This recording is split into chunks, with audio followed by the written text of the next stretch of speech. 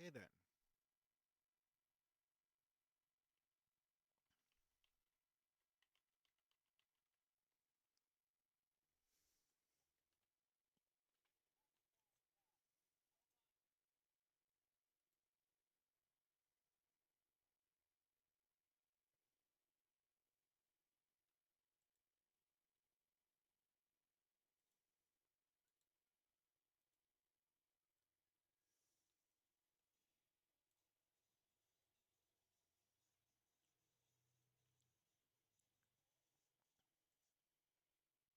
Well, this might be boring. Yeah, we'll see.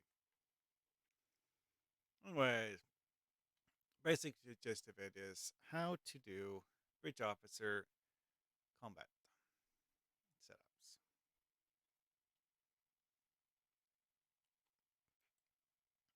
Well, there's several things that, are obvious things like, hey, this will make your bridge officer slightly more dangerous. Like, upgrade gear. Hmm.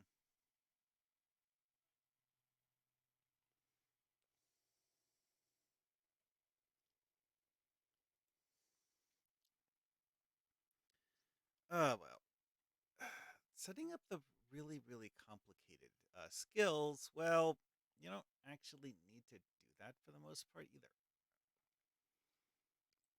Which, of course, gives you the question of like, okay, so what do you actually need to do? Hmm.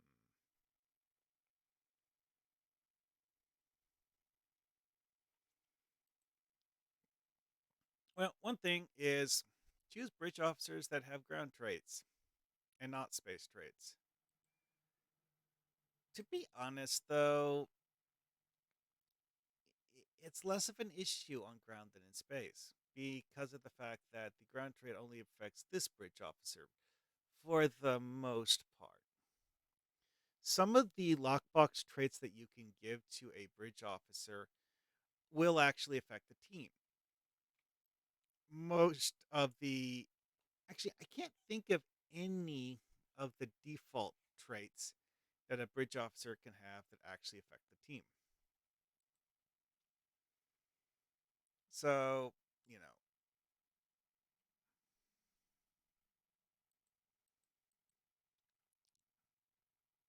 this is one of those things that's amusing. You're like, oh, wait, oh, that actually is a buff because it gives him a bonus crit, even if that doesn't really have anything to do with shape shifting. And again, that's a space trait.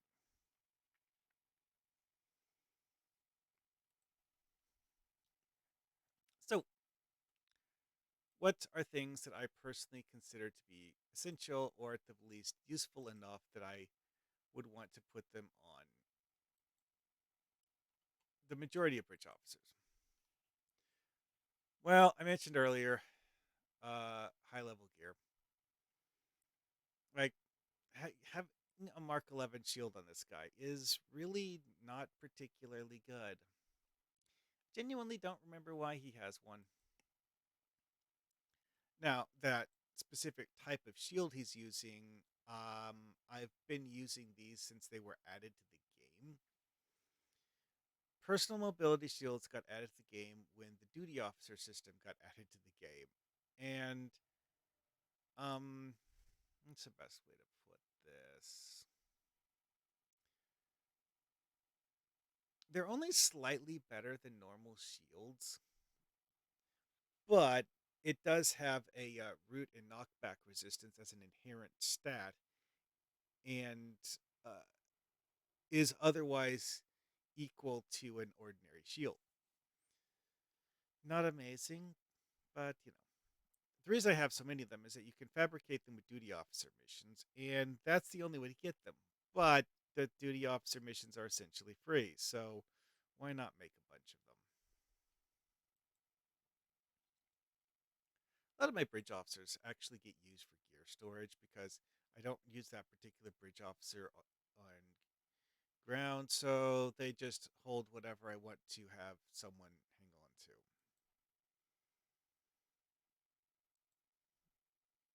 Often it's junk. or just something I wanted to get out of my inventory, like this. I don't have any reason to want to use this. So, but I don't feel like throwing it away right now, so I'm going to hand it to him and forget about it for a while.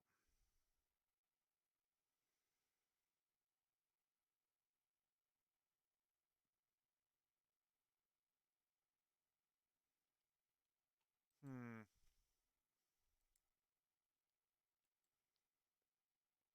And so on and so forth. Now, skills. This character setup is not actually all that amazing. Pretty basic. Like, summon a mortar, summon a turret. Both of these are, of course, things that are highly useful when in terms of field presence because of the fact that instead of being you and four bridge officers, it's now you and two other targets. Of course, there are things enemies can and will do that will obliterate the turrets, but eh.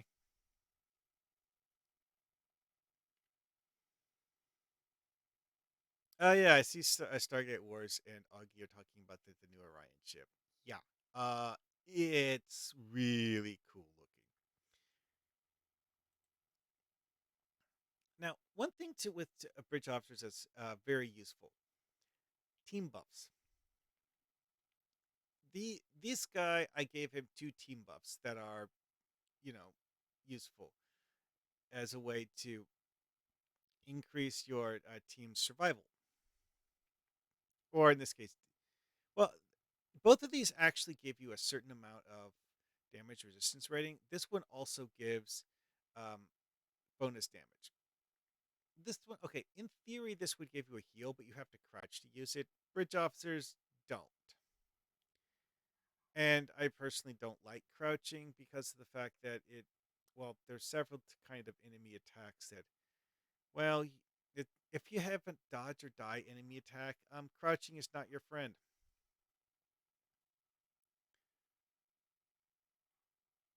Alrighty then. Korspa. Korspa is someone who I actually made an elite bridge officer. Also, Korspa has a melee setup as a bridge officer, tactical bridge officer.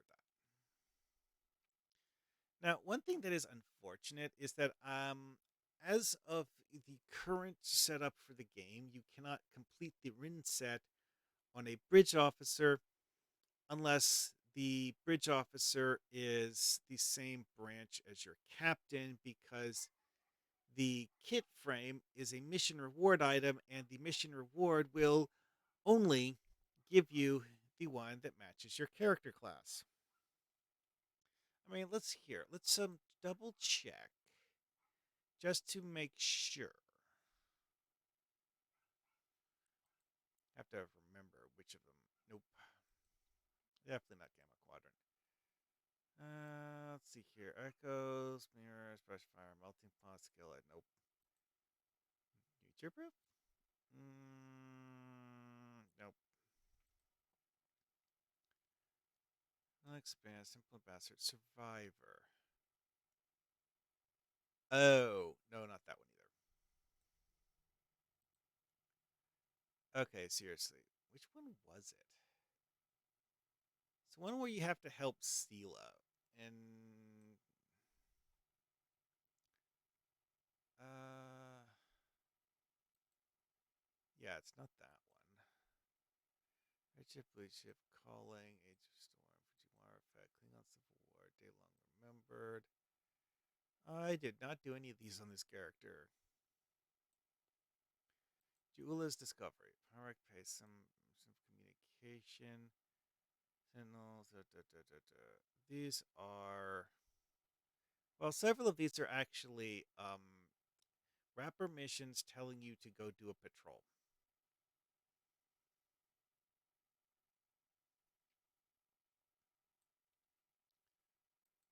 Um, where is it?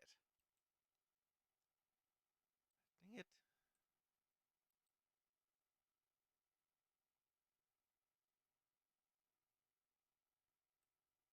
Huh.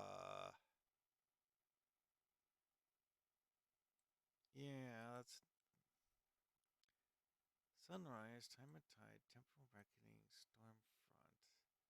Those aren't it.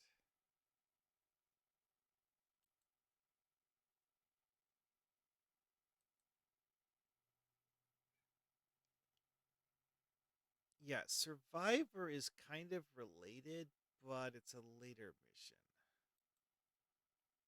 Union War, Midnight, Butterfly, Broken Circle, Time in a Bottle, House Peg, Delta Flight, Blood of the Ancients. Oh, it's Uneasy Allies. Okay. Whoops.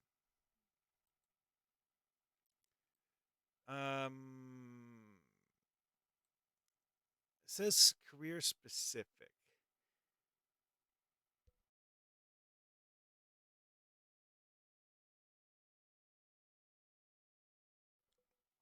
But yeah, um, usable by your captain. So you can't get that unless you are, as an engineer, you can't get the tactical or the science version. Period. Just can't do it. So for tactical bridge officer, you can't give that bridge officer the full set. You'd be limited to a two-piece at best. And the emergency regenerative shield array thing is actually kind of fun. Like the emergency regenerative shield array, because of the fact that it is an auto trigger, receiving damage while shields are depleted. It applies this to team. Yeah, that's right. It says team, not self. Team. Plus 300 shield regeneration to the entire team. And uh, damage resistance buff for 10 seconds. That is really cool. Now it has a 1.5 minute cooldown, so yeah. But hey, people are like, the not cool shield is best. The not cool shield is quite good. Is it the only one that's useful though? I would say no. One thing that annoys me about this one is that this is aim and crouch stuff, which bridge officers can't do that, and I don't like doing that. So the two pieces not that great, and that means that in this case, I don't feel bad about the fact that she's only using the body armor. Giving her the two piece is pointless. So unless I saw the shield itself as an upgrade, I have no reason to give her the shield. Fury on Fangs. Bridge officers are reasonably good at using this one. Do they manage the charge system as smartly as a player would? Probably not. It works though. I honestly just like the way the Fury on Fangs look. Big fan of the way the assassin claws work in Diablo 2, and these are very close to that. Stab, stab, stab, stab, stab, stab, stab. It's fun. Anyway, though, so this skill, this bridge officer, the shield drain effect is actually pretty good. Uh, uh, uh, and it's something bridge officers actually use reasonably smartly. I say reasonably smartly because this isn't a particularly complicated skill at all. I have actually never used this on a captain.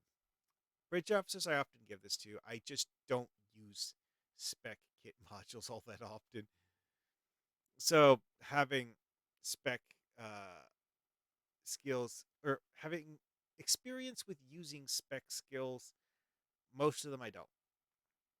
Or I read their descriptions when deciding whether to give them to a bridge officer, and then either give them to a bridge officer or just don't bother with them. Anyway, though, so Sonic's impression field is a kind of a weird one because uh, bridge officers will activate all of their abilities whenever they're not on cooldown. So the bridge officer will activate immediately when entering combat. It I'm not actually sure how well this works because the benefit of this is to is it's a pseudo invisibility. Okay, enemies will not pay attention to that bridge officer. They can hit them, but they're not going to try. Sort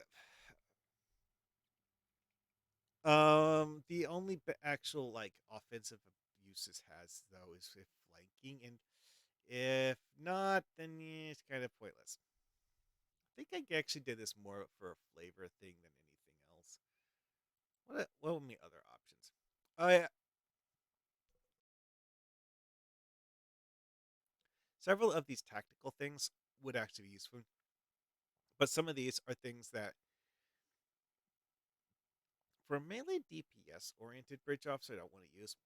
Like this bonus threat generation and a large damage resistance rating buff. Good if I want my bridge officer to tank. Realistically, with her setup, she could actually use this reasonably well. Battle strategies, self buff, and you know, not that great for this because yeah, it gives bonus damage, but a bridge officer probably waste most of it.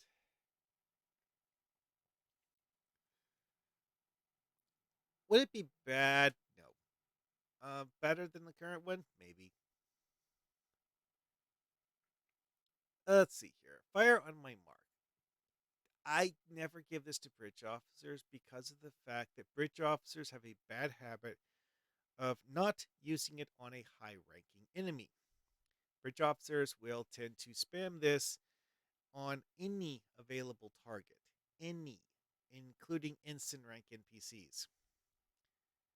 So they target a random mook with this. The random mook gets one shotted with an amount of damage that would have one shotted them even if this hadn't been applied to them, and the effect gets wasted. Don't like it on bridge officers. Captains, player captains, it's a very useful ability, but only because targets are carefully chosen. So I don't give this to bridge officers. Lunge. Now, notice I gave her lunge 3. If I remember right, the logic here behind only giving one lunge is the fact that once she gets into melee range, I don't need to use lunge again. So if I give her multiples of lunge, she's probably going to try to use it when she's already in melee range and could just stab them with her weapon. Grenades. They're ranged offense options on a character I want to do melee. No. It's not that bridge officers use grenades badly. They kind of tend to be a bit dumb with them, but generally, I do actually sometimes use them. They're not my favorite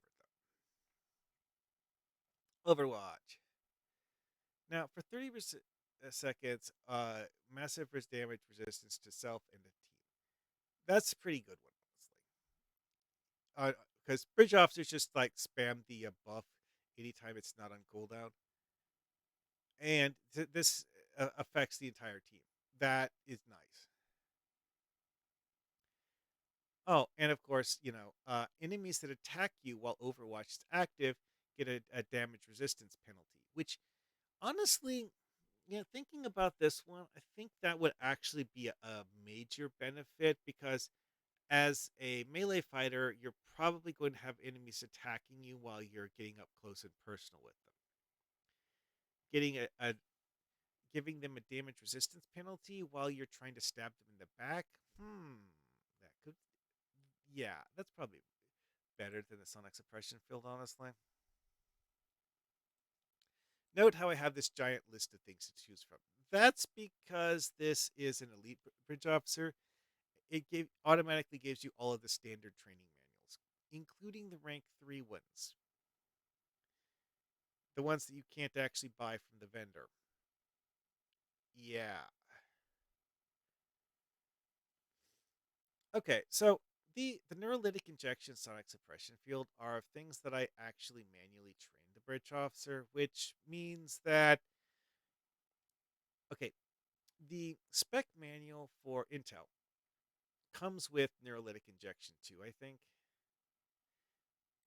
because there's a specific set of skill manuals that you need in order to give the bridge officer or to make a spec manual, and the bridge officer automatically gets all of those when they use the spec manual. And the fact just select suppression field 3 isn't one of them. And of course, that's why this has two. It's got this is the one that was part of the spec manual. This is null. Why? I don't remember why I put this one in here. Probably a flavor thing. Anyway, though. So 2 of 5. This is one of the most basic, boring setups you can have ground side. Note, however, that some of this is things that I specifically trained because they're not the way that the Borg bridge officers are set up when you get them.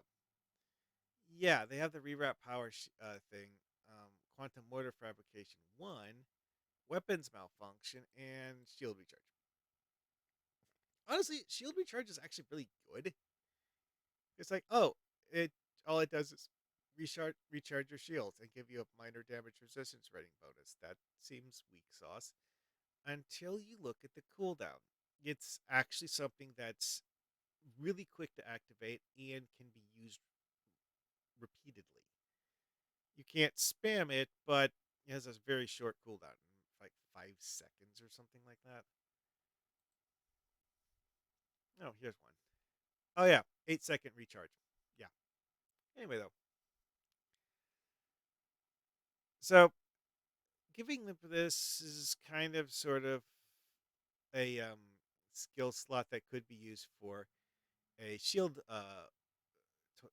thing, but also this is something that doesn't share a cooldown with the shield recharge device, so they could use both. Turrets. Again, that's what I said about the other guys. That turrets are your friends.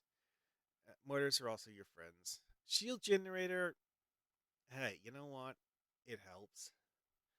Bridge officers tend to just throw them somewhere at random, though, so it might not be in a useful location. Okay, so what did I give the science percent? I thought I had a science percent. Ah, Baron. Yeah, Baron I loaded mostly with heals. Note how Imra and 2 of 5 both have a turret and a mortar. That's because I have the duty officers for enhancing that. So like stacking crit severity buff, stacking crit chance from firing ranged weapons. Now, having a melee bridge officer doesn't benefit from this. However, all the other bridge officers on my team do benefit from these, so yeah. Support drone, bridge officers can't use that. The equipment diagnostics thing. My bridge officer can't use that either. Quantum mortar, that does get used by the bridge officers summoning mortars. I don't actually have the turret one on my active list right now. But I do have the one for the hypos, because this, well, it does affect the Pahvo healing crystal, and in the case of the Pahvo healing crystal, the 20% chance applies to every member of your team. When bridge officers use actual hypos, like these things, it should work. It's not actually adding that to the tooltip, though. I think that's because the bridge officers aren't actually active. Certain aspects of bridge officer stats are only actually visible when the bridge officer has been summoned into a ground map. So certain things you can't see while they're inactive in your roster. And this is Andorian. This is not a map where you can have bridge officers. It doesn't even bring up the little team UI. Although there are cases in the game, or at least used to be, where a map would not show the team UI, but if you manually teamed with someone, that would bring up the team UI, and then you could use the button to summon your bridge officers after you manually teamed with someone. Oh, yes, that's right. Climb that Andorian ice. Oh, this is fun. Okay, anyway, this is not what I'm here for. So, that is almost all this. So, let's look at Baron stuff quick.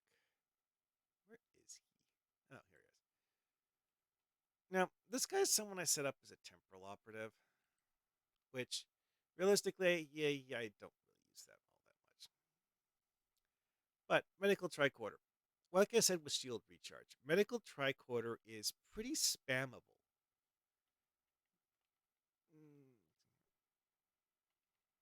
So, and another thing that's important to remember with medical tricorder is that bridge officers can target this faster than you can. So, if one member of your team is at half health, unless your bridge officer is in the middle of a firing cycle, your bridge officer has a high chance to just like target, activate, and then move on to the next thing. And this only has a cooldown of a few seconds. So this can happen quite often. Vascular regenerator. It's a heal over time. The whole removes up to 100 bleed or debuffs. The fact that it specifies bleed, I have never understood because of the fact that there are so few things in the game that actually count as bleeds. However, or debuffs count almost everything. Like the disruptor weapon type proc, where it gives you negative damage resistance rater. This actually removes that. Removes exposes, etc., etc., etc. And for 10 seconds, it gives you a heal over time, which notably is actually greater than the total amount of healing you get off this. Oh, so yeah, it says 4.9-second recharge here. 9-second recharge, which is still pretty short. Chronometric diffusion. Um, does not actually pull in, I guess. But, enemies don't like it. It's actually pretty cool temporal power. This guy actually came with almost nothing but healing abilities. Oh, and tricorder scan. Honestly, though, the tricorder scan thing is actually pretty cool, though. Like, target an enemy. Now that enemy has negative damage resistance rating. It gives the bridge officer a large perception bonus. Not that perception bonuses are actually useful all that often. Exceptions exist, but are rare. Let's see, what's Paradox Bomb? Oh, this is the one that pulls into the anomaly that it creates on ground. Okay. This actually has much better damage than this, but I think, yeah, it's a higher rank power, so you'd expect it to be better damage. Anyways, okay, so that's this particular character. Time to move on to a KDF character.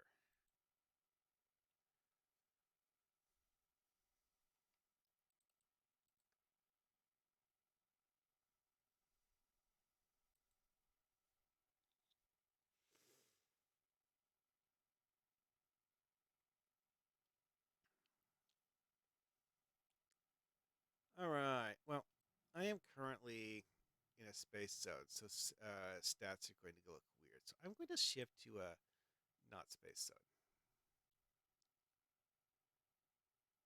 Oh, you know what? I will actually cue this first. There. Starship Bridge.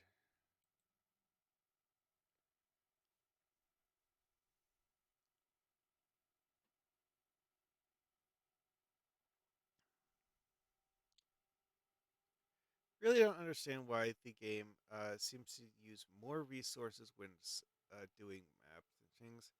Really have to wonder if it's like having an uncapped frame rate issue. Some modern games do that. It's like you have to specifically tell them not to use all of your system resources on giving you a maximum frame rate. Why they should need that, I don't know, but they do. Anyway, the Galactic Red Alert. Looks like I'm only going to have enough time to do one more. Hmm. Okay, yeah, this is the Brain Bridge. Let's see here. Did I have any elite bridge officers in this character? Maybe. I have to say, it is kind of interesting seeing non KDF or non Klingon races with the TOS KDF outfits.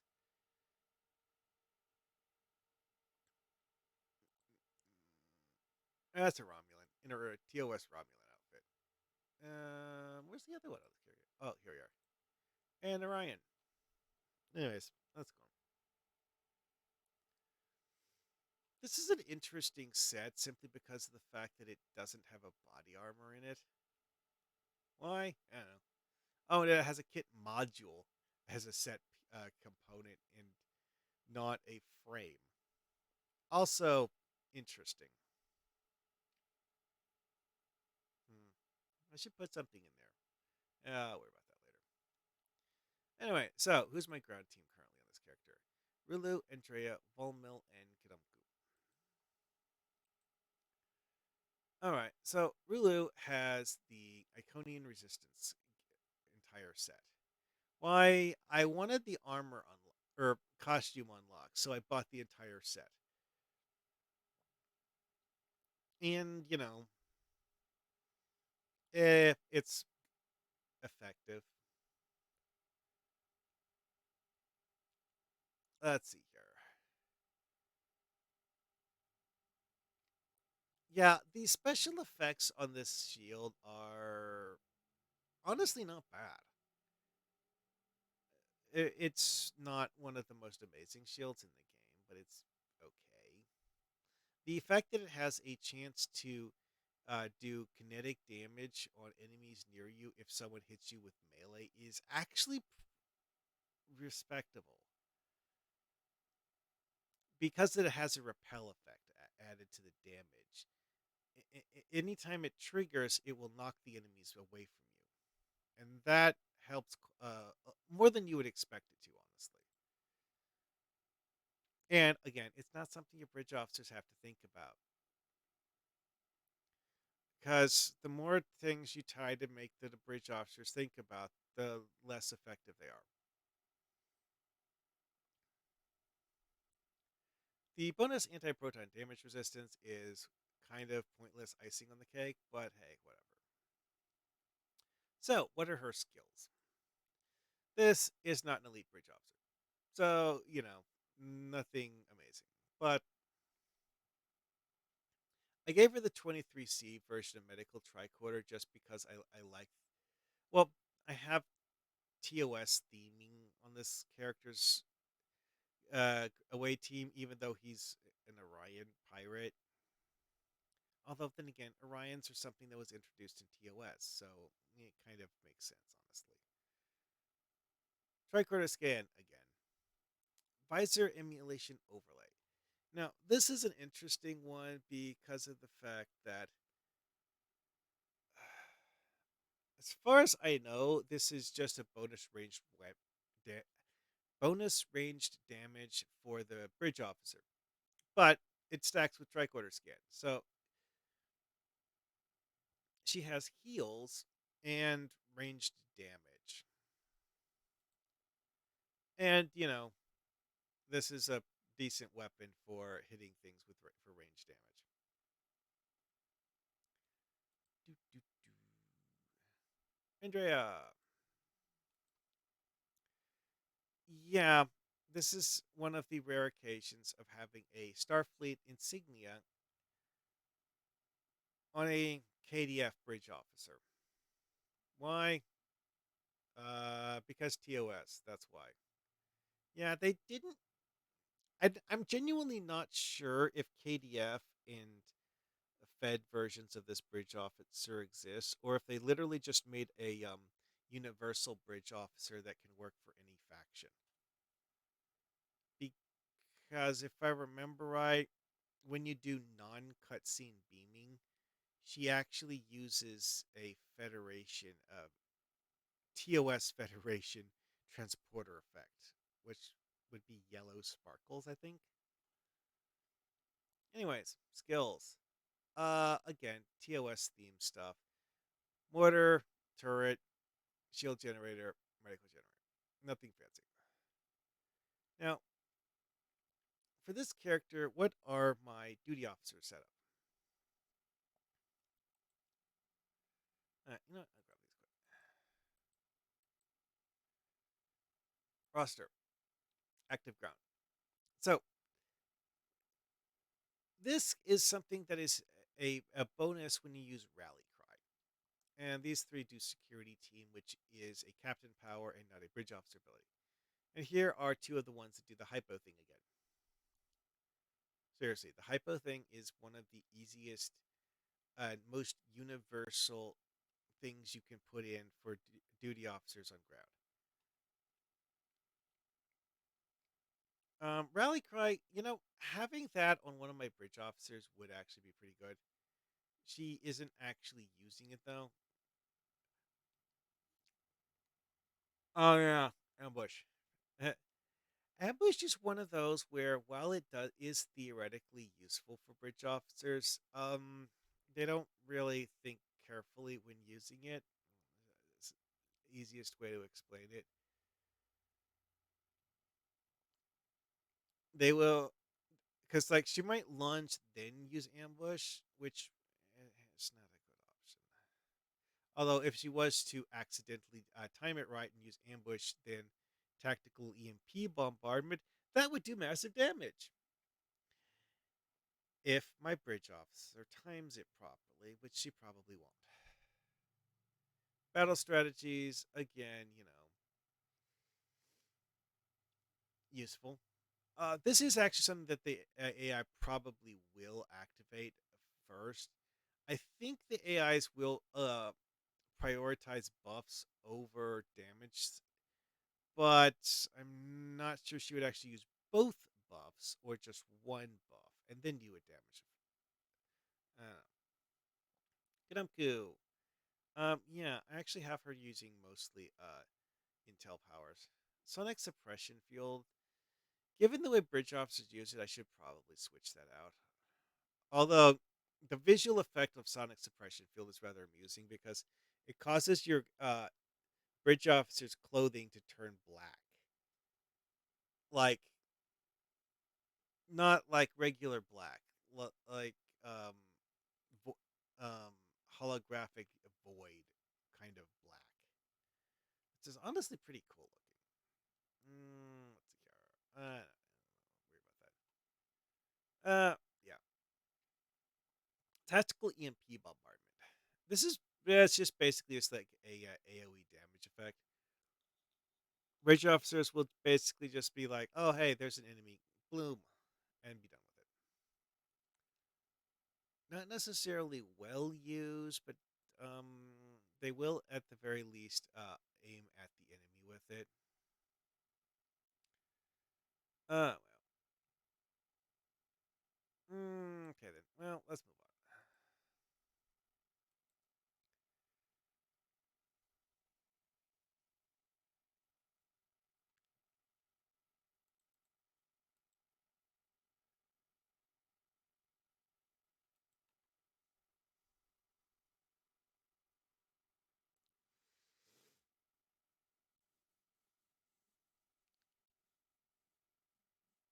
Hey, Sphinx.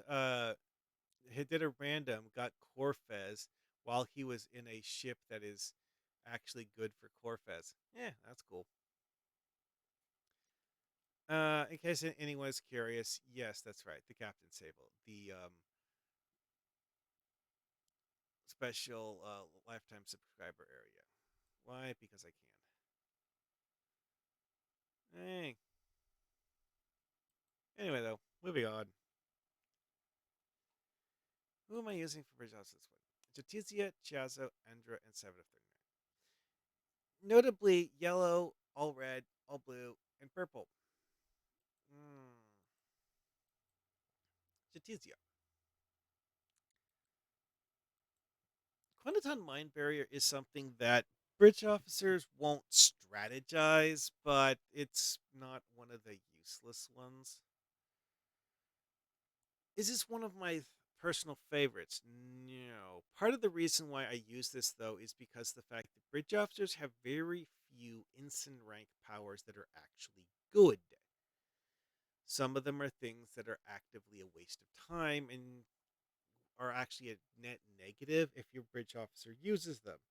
So something like Chronoton Mind Barrier is, while it's not necessarily best, it's certainly far from worst. Hmm. And again, turrets, mortars, those are useful. This character, though, because it's a science character, does not have something to buff turrets and mortars. I have the hypo thing. Um, I also have a biochemist and Tendi. Why? Well, the Tendi thing is it gives a kit recharge buff when someone gets healed. The biochemist, though, is the more interesting one because the fact that offensive science abilities suddenly hurt a lot more. Why exactly I actually bothered with this, I don't remember. Why do I have her equipped? Because I was probably testing something and forgot to change it back. Well, let's see here. Assault squad. I think. Let's see here. Not tactical. Okay, I don't want an armory officer. I don't want the standard assault quads because grenades. No. Oh, that is actually an interesting duty officer effect because of the fact that it's like there are certain things that the way they look, and some of them even have grenade in their name, aren't affected by this. And it's kind of odd because the way it's set up, only things that are true tactical. Well, honestly, I think it's mostly just things that are either default grenades or variations of default grenades, which is not actually very many things at all. Anyway, security team, turret, dot. I don't like that one. See, ambush. As far as I know, this actually does increase damage overall. It's just that you're probably going to try to kill everything.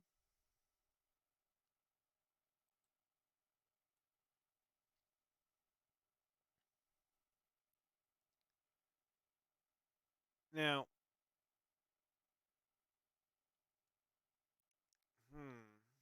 I think this is actually a net negative because of the fact that ambush already gives you a damage boost, but I think this actually makes it so that the damage boost of ambush is um, over time and not something that's instantly applied.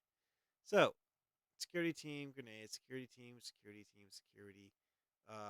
That okay. This is actually something that's kind of cool because, like, if you have stealth module, this will increase the duration of the time while you have a damage boost active from stealth module.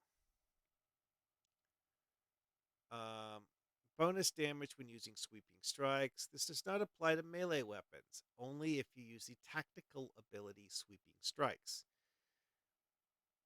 I would rather use a melee weapon, so I don't use this guy like ever. Now, bonus melee crit chance and severity is actually not bad if you're focusing on melee. This character does primarily space magic ground, and I don't think I have any of my bridge officers set up for melee on this character, so I'm not going to use him. Security team, security team. So yeah, it looks like I don't actually have any of the duty officers that boost ranged weapon damage. That is unfortunate. Those are quite useful.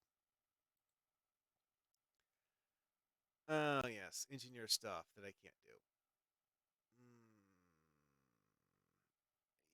this one is kind of useless. Seriously, like having support drone self-destruct. I would rather have them hang around. Cryptic diagnostics, support drone. Now, additional support drones, those are useful, but support drone is an engineer captain power, not something that I can use on a science officer or a bridge officer.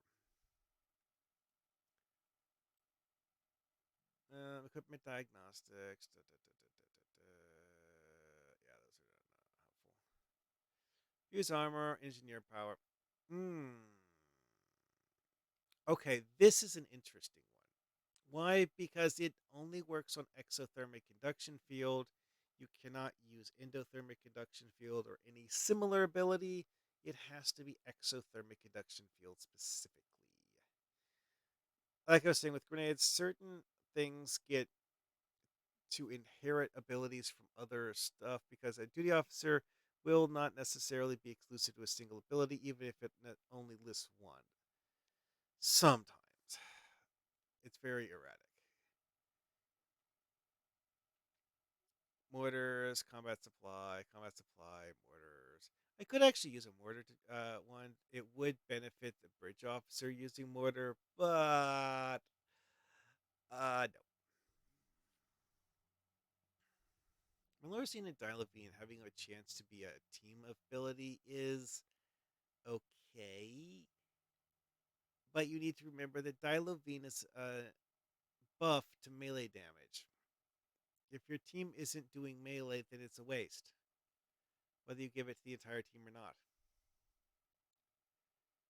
Now, reduced cooldown on exothermic induction field and hyperonic radiation. This actually will reduce the cooldown on endothermic induction field. And I think the hyperonic radiation thing actually also counts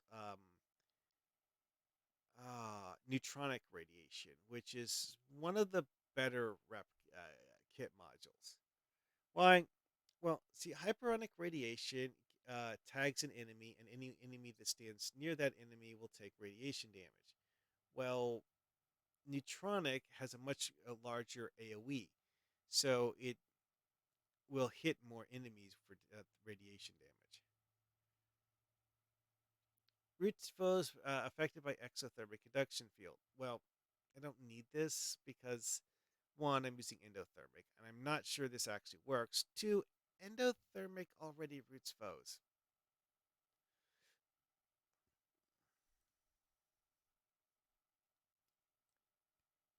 Oh, also, the cooldown reduction on these isn't actually all that good because it's only a 15% chance. That's another thing to remember is that several duty officers sound good until you realize that it's only a chance to happen and thus more of a waste of time than anything else. Mm. This is actually something that I could slot because of the fact that tricorder scan and anesthetizing gas for a captain are innate powers that you get just for being a science officer and not kit modules you have to slot. For bridge officers, you need to do the equivalent of slotting a kit module, but for a captain, you don't. So this is actually something that I could swap for Turla. That would actually work reasonably well. Oh, I actually apparently used to have Orion as one of my ground team. This is probably who I swapped out when I was tinkering, trying to test Turla. Hmm. Anyways, so that's enough of that for now. I could collect all of these random junk things, or I could save them for later when I need random junk. Um.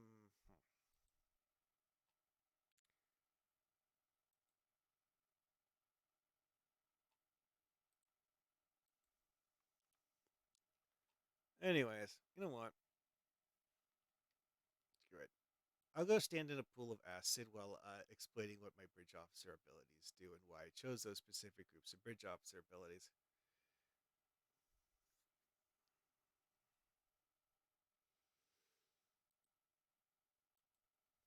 This is kind of annoying because the fact that you actually have to warp out twice. Because warping out here puts you in soul space, then you have to warp out of soul space.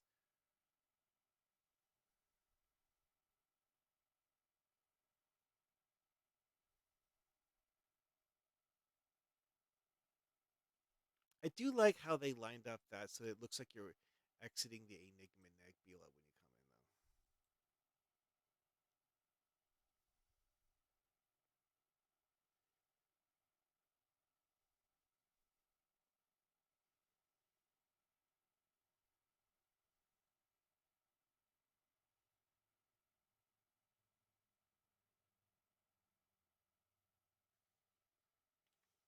though. Okay, so yeah, yeah, Nukara.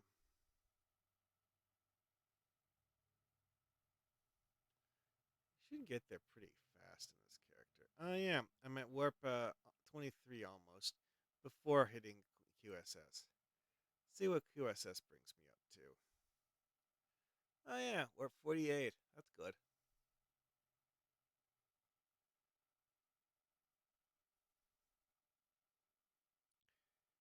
Okay then. Already almost halfway there. Sweet.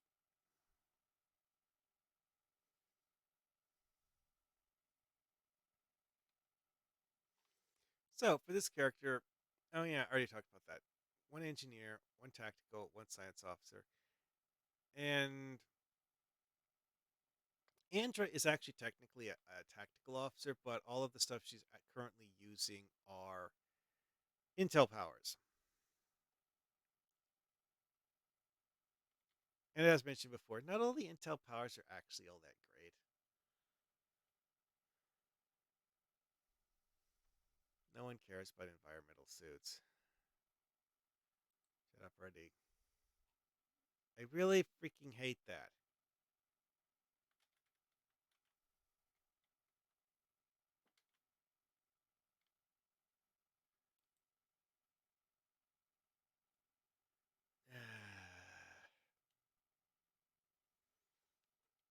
Anyways.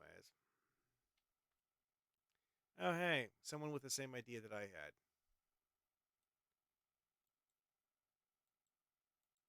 Why he has. Oh, this is because he's using the Voth shield. Eh. Or, not Voth, not cool. Whatever. I'll stand over here so I'm not in his shield generator. Anyways, so all I really need to do is use Nanite Health Monitor on myself. This is actually a really slow one, though, because of the fact that Nanite Health Monitor requires me to have my health drop. And you know what? I just realized something. I should take off my shield. Because not having a shield means you take acid damage to your health faster. You know what? I just refreshed that. Anyways, so back to looking at what my bridge officers do. These are, a pretty typical one. Yeah, I'm actually using the old Omega Rep Bridge Officer. Why? Because I can, mostly, honestly. I actually earned, well, believe it or not, this character was the one that I did the old Omega Rep on before they made it, queued content even. So very different from what you would really expect uh, from later stuff. And I actually got this guy by doing the whole IMR thing the hard way, and then getting uh, whatever.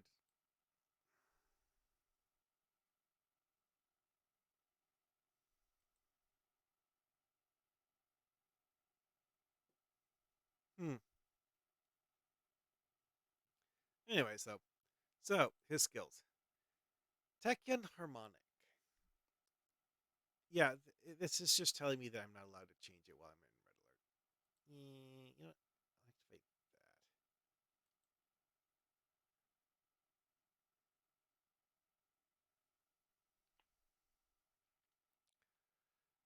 that. Electromagnetic field. This is actually something that's surprisingly useful because of the fact that it's a large enough area effect that it will often hit virtually the entire enemy team and thus functionally immobilize them while your team just wipes them out. That is pretty good.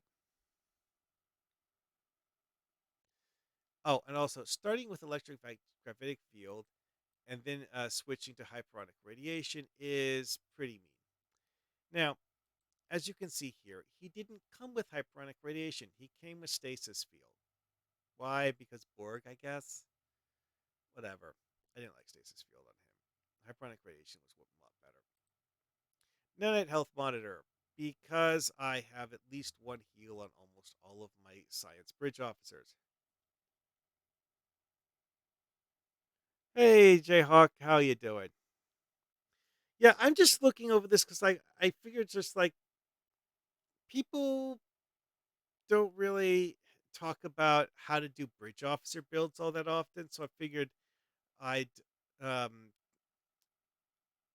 wanted to just stream something today, and that's just seemed like something that I could go over because had some interesting discussions about it recently. So I figured, why not, huh?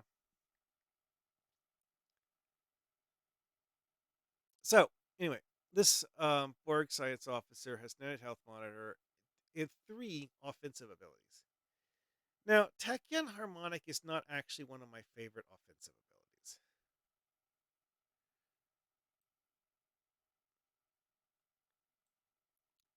Why? Because of the fact that it typically only hits one enemy.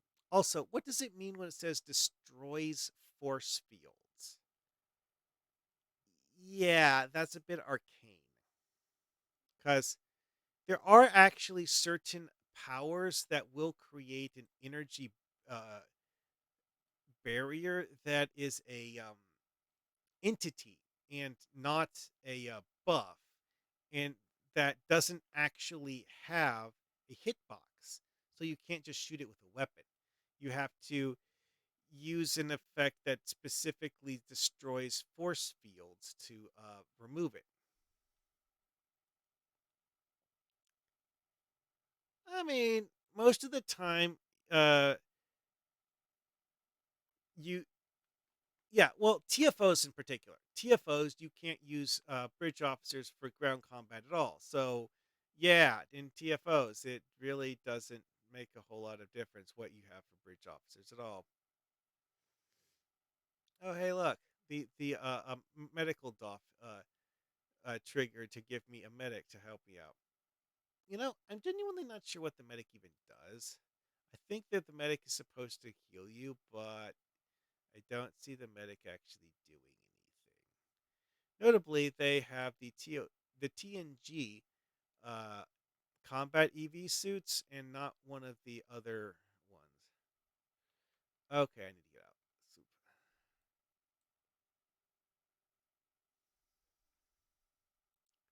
Yeah, the medics doesn't seem to actually be doing anything. Hmm.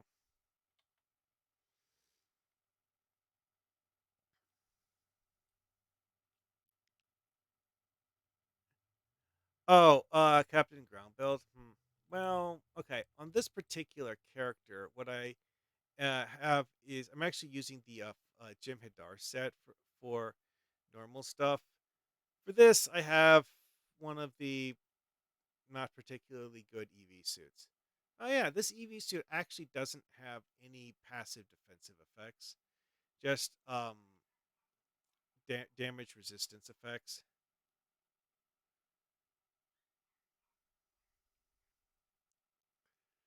Mostly though, this is a space magic ground build, and because I'm using the biochemist doff to do bonus damage resistant or giving enemies a damage resistance penalty when I use these abilities. You see where it says here minus 40 all damage resistance for 5 seconds. That's a duty officer effect.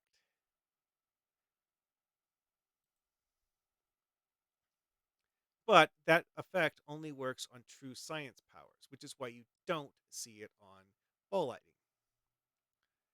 So piezoelectric lattice, um, endothermic induction field, anti-time entanglement field, all three of those do it, but not ball lightning.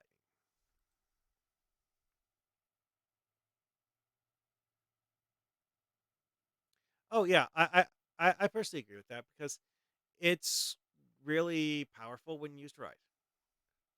And is a crappy freebie junk EV suit. Wait, seriously? There's someone dead here. Eh.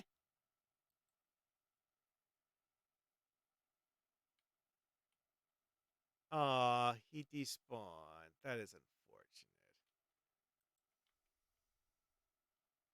Hey, look. Medic showed up for a second time. What if he'll actually heal me this time? Nope. Okay, that is actually something kind of odd. It's like I thought medics are supposed to heal you or something.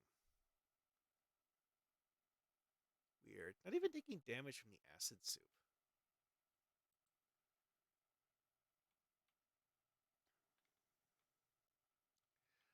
Oh, yeah. Gambling device is a very useful one. On several of my characters, because I have a lot of characters, I actually just use IDIC dribbles because I have them as an account unlock.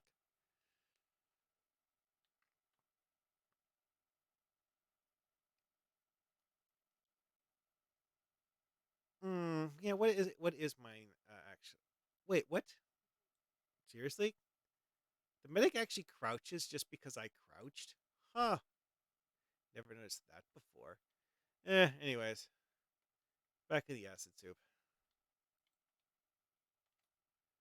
Let's see, what is my current critical? Oh, yeah, that. Yeah, I know.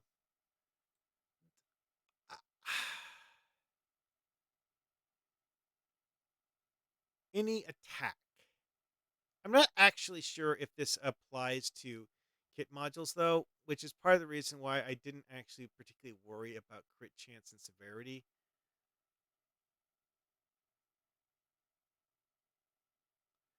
Uh, Fire or electric mage? Well, see, with this particular character, I have one electric, well, actually, two electric, one ice, and anti time entanglement singularity, which is basically like force crush. It's like the entire reason why I have like the lightning theme is that characters kind of sort of set out to be an imitation Jedi.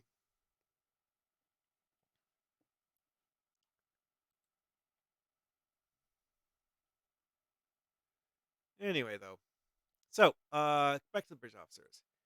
Went over 7 of 35's abilities. Andra is actually mostly just using whatever abilities she came with.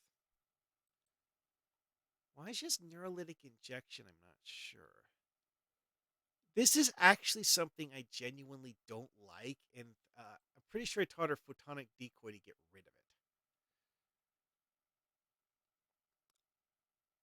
Sight to sight and snare is amusing because of the fact that enemies that like to stand on ledges, you can use sight to sight and snare to yank them off the ledge and teleport them to where you can more easily kill them. Great for those going on Nimbus that throw rocks at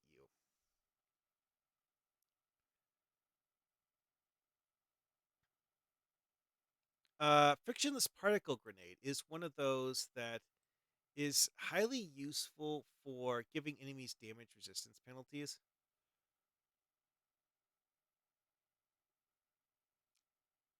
And I think it actually applies the penalty twice. Once to a bridge off or enemy that gets hit with the grenade, and also creates a patch that applies the effect to anyone who stands on the patch.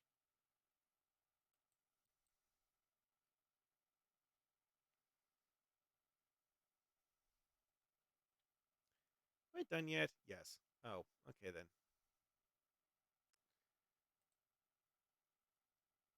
And perk points. Oh, goody. One of the ones that it's nothing that I actually care about. Drain resist.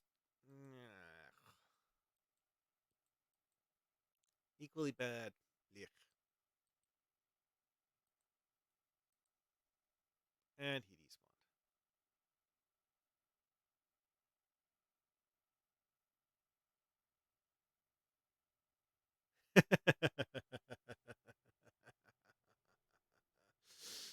Yeah. I know. I could go to the academy and recruit SRO bridge officers, or if I was really um interested, I could get watchers. Because the bridge officers on this character, very few of them have any space traits at all, and of course, leadership is not a trait that is highly prized because it is 100% passive. Do I have any space traits on this character other than leadership? Oh, I have photographic memory. It's a relatively small bonus, but that is actually a useful bonus. Efficient. When up against enemies that like to drain power levels, this is useful. Most of the rest of the time, it's not that great. Too efficient. Three efficient. Hmm. So yeah, I have I a total of five space traits that I can, or buffs with space traits I can use. So that's still not all that great because I'm not actually using all of the ones that do have space traits. Whatever. Yeah, that is something I could definitely min max on this character. Haven't actually bothered with it, and again, that's more of that. I just don't feel like it more than I don't. I think that I don't need to. No, it's just that I don't feel like it. Anyways, well, yeah, it's that time.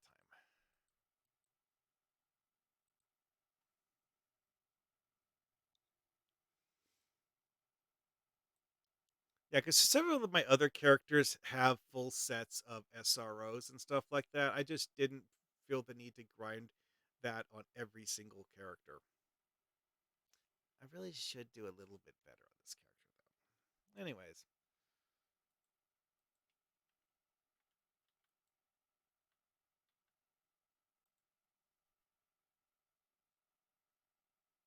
no one's following me.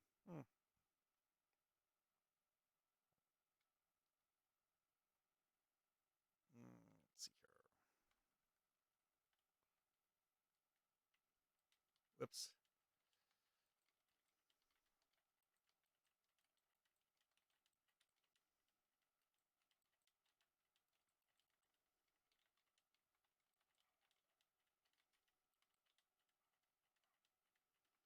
Oh, yes, I am totally cheesing that.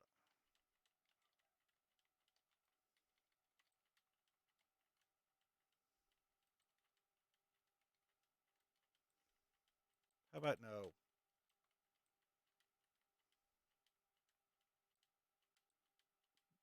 What if I went to assimilate your technology?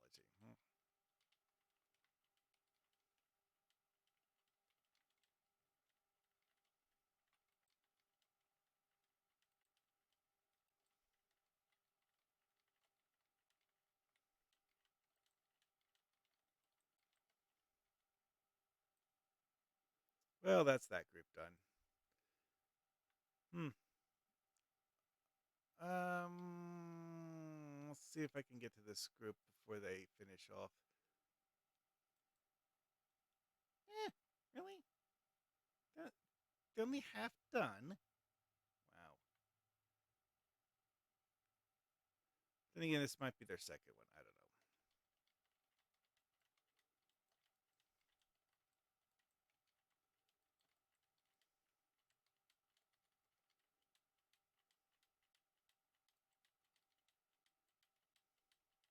And we're done here. Now for the pickle spawn.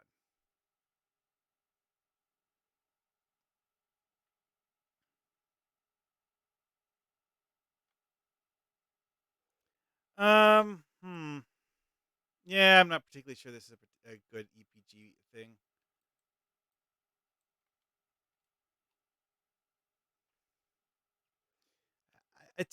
On this character, I tend to like mix things, like mixing torpedoes and stuff that isn't torpedoes.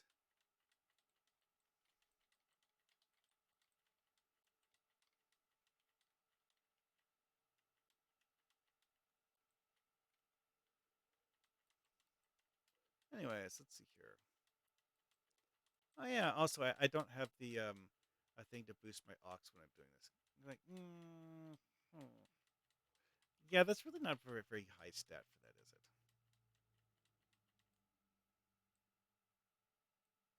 Oh well.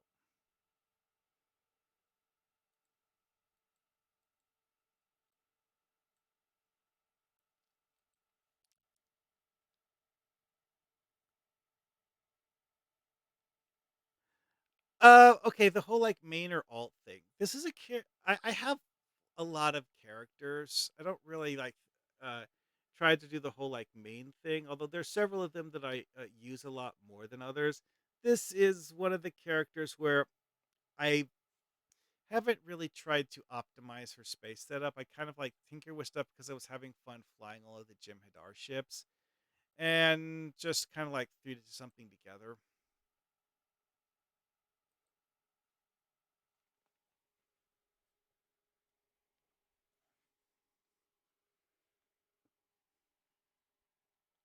Because I'm not even using the upgraded fighters here. Yeah, see, this is just the fighters that it came with. Anyway, though, so let's see here. What's the other one? Oh yeah, I was looking at Ender's. Oh wait, I didn't do Chiazo.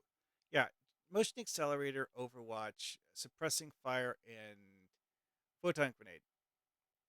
Hmm. Yeah, let's take a look at that. Trying to remember what my logic was on this one.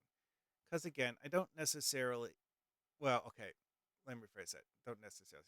More. A lot of these are things that I did years ago, and I just haven't bothered tinkering with.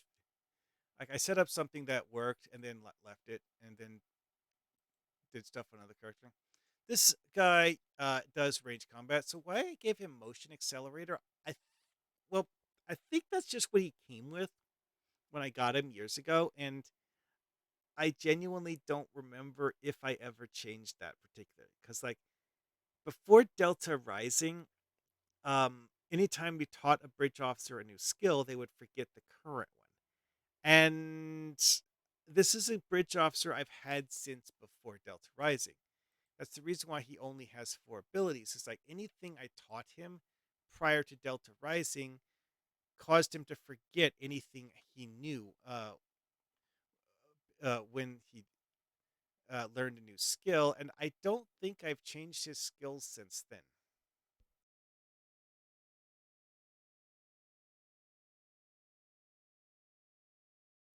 Anyway, though, yeah. So giving him something other than motion accelerator would probably be a really good option. Oh yeah, what's her traits? Aggressive, acute senses, basic, cold blooded, and lucky. Hmm. Is this particularly good? Not really. Aggressive is something that would be nice on a tank if you're building a ground tank, and I did give him some defensive abilities, and I also gave him a grenade. Well, actually, I'm these might be what he came with. Anyway, so what do I have laying around that I could just give to him? Honestly, not much. Let's see here. Spare tactical officers like this. Yeah. Motion Accelerator 1 is actually a relatively common one. I could give him another grenade. I don't think he needs two grenades. Lunge 3. Not a melee specialist, so no. Also a plasma grenade. Motion Accelerator. Smoke grenade. Bridge officers are terrible at using smoke grenade. They Smoke grenade is one of those things that needs strategic planning to use it properly. Let's see if I have any in here that I'm willing to get rid of. Yes, bridge officer candidates from before Delta Rising, where you literally can't tell what they have unless you do this. Oh, plasma grenade. Nope, don't want that one. Lunge. Nope. Um, huh. Oh, this guy actually has stun grenade. Also no. Hmm. Male betazoid. Well, let's see what we got here. Again, motion accelerator. Wow. Not much in the way of options. I think that these are all ones that I haven't used for this earlier because of the fact that I don't like the options. Oh, wait a second. That's right. I just realized this one. I have a duplicate Breen bridge officer because of the fact that there was a time years ago when a whole bunch of unique items got duplicated as because the devs were running some sort of a script trying to fix a bug and decided that giving people extra items was better than having whatever bug remain existing in the system.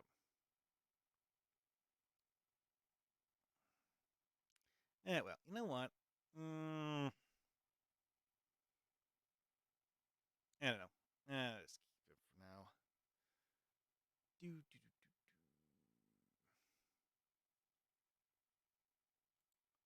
yeah, let's go to Arizona.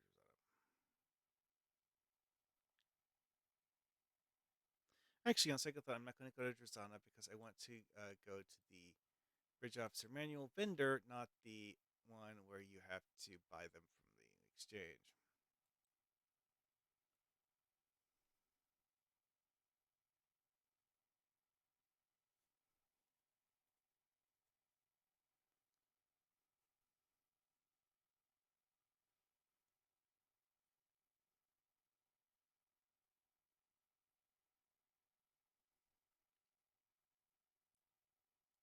But of course, this raises the question: so, what am I going to give Chiazo for thing? Giving him stun grenade, I actually like that idea. I don't normally use stun grenade, although if it's stun grenade or photon grenade, and if I remember right, tactical actually does have one or more buff options as instant rank powers. And instant rank power is what he currently has a photon grenade in. So if I'm going to give him a new grenade power for his commander rank ability, then getting rid of the photon grenade as his instant rank ability is a reasonable option.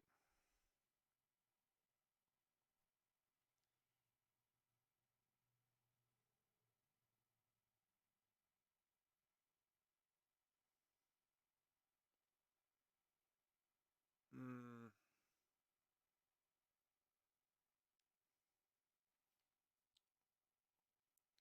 it's like most story missions in this game are easy enough that on normal, if you have a good enough build, you can basically just solo it and not even have your bridge officers do anything.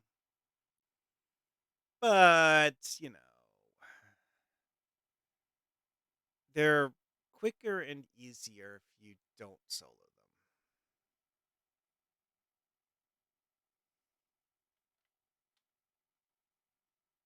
them. Oh, I'm the person who's in an EV suit. Why? Whatever. Doo, doo, doo. Oh, hey, do I have the? Oh, I do have enough contraband that I can do a turn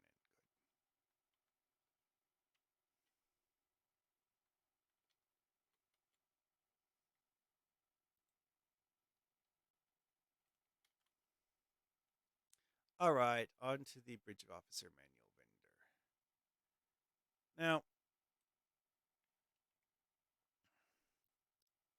I'm really not sure if I could trade this or not. Because it's supposed to be a unique bridge officer, and I don't think they were tradable in the first place, so probably not. Anyway, so tactical ground. Let's see here. Instant rank powers. There are only four options: battle strategies, sweeping strikes, draw fire, and photon grenade. And I don't really want to give him draw fire, so the other option would then be battle strategies. Okay, decided I was going to go stun grenade for this one, although there are other options. Bridge officers are terrible at using fire on my mark because it's a single target ability and they will often do something like tag an instant rank enemy with it and thus waste it. Overwatch. This is actually a really good ability. If I was going to give him a full set of um, buff related abilities, I'd probably give him that one. Stun grenade though, a bridge officer's going to fling that as soon as they start combat. Although, hmm, yeah, it's like whatever the radius of the AoE is, all of the targets in it get held for 12 seconds. Having that get applied to enemies at the beginning of combat is a really potent ability.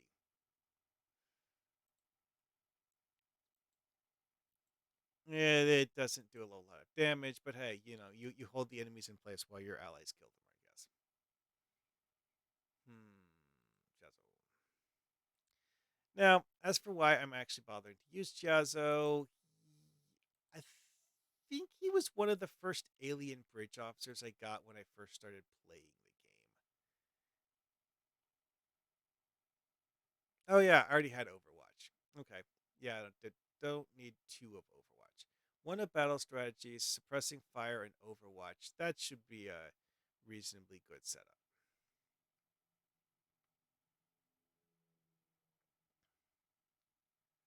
Anus integration and frictionless particle. Oh yeah, frictionless particle grenade. I mentioned earlier that there's a duty officer that reduces the cooldown of grenades.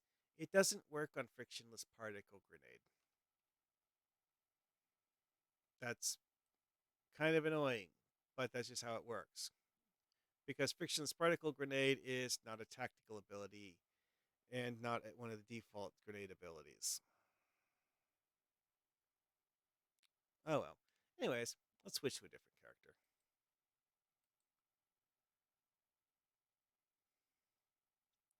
Chuft, someone I recently did on the Alliance bug ship with. It was a fun thing to do mastering on, honestly.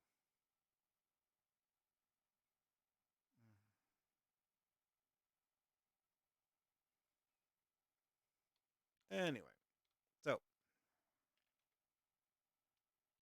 you know what? I'll go do it a countermeasure real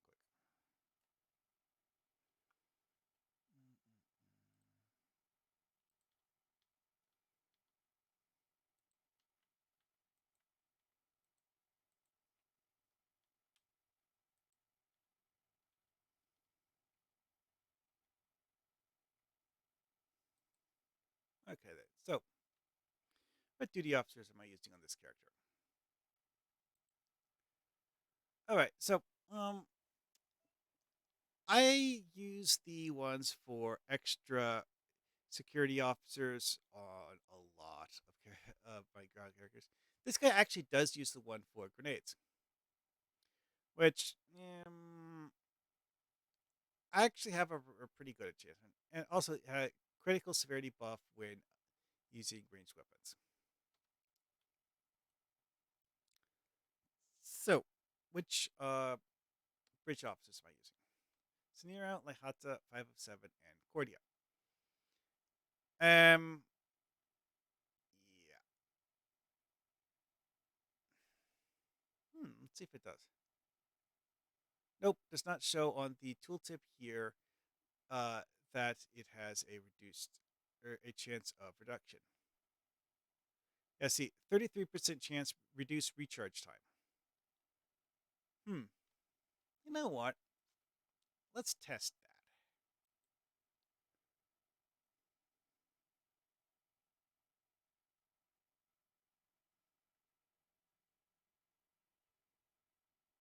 that. Oh yeah, the next event supposedly is going to give us a Tholian themed kit module. Hmm. Would love to see the numbers on that. Also, would love to be able to give it to a bridge officer. There's a surprisingly small number of uh, non-standard bridge officer abilities compared to the number of uh, things that characters can have.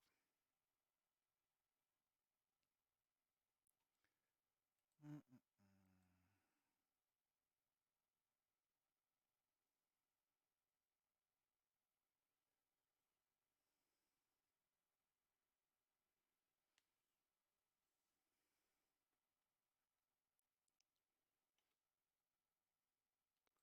Yeah, I'm going to Nimbus solely because of the fact that it lets me bring down the entire OA team. Oh yeah, funny bug.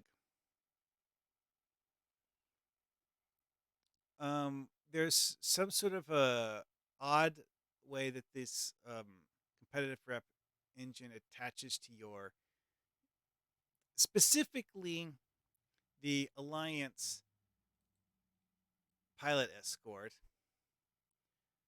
so that when you're flying through sector space with it, it does this to your ship. People often refer to this as a butt fork, but they're supposed to face the other direction and also be, much smaller than your ship. Kind of weird.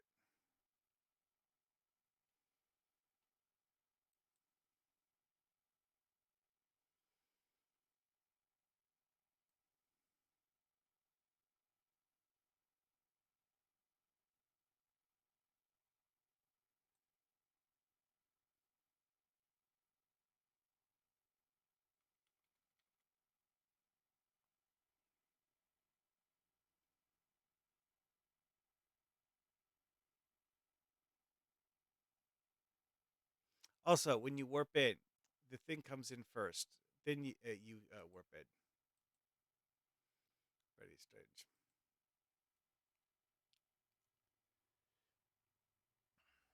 All right, so for this, because the fact that this is an area where I'm scaled down to, I think it's like 26. Oops. Yeah, 26. Because I'm being scaled. Actually, you know what? I'm going to stand over here so that just in case the idiots spawn, my bridge officers will immediately murder them all, and I won't have to think about it. Anyway, back to this. Yeah, I know. Aside from this, most of my gear on this character really isn't amazing. I'm using the Rin kit because of the fact that at one point in time there was a bug that made it so that the Rin kit, anytime you picked it up, would automatically be gold, but also have random mods that aren't necessarily good mods. So yeah.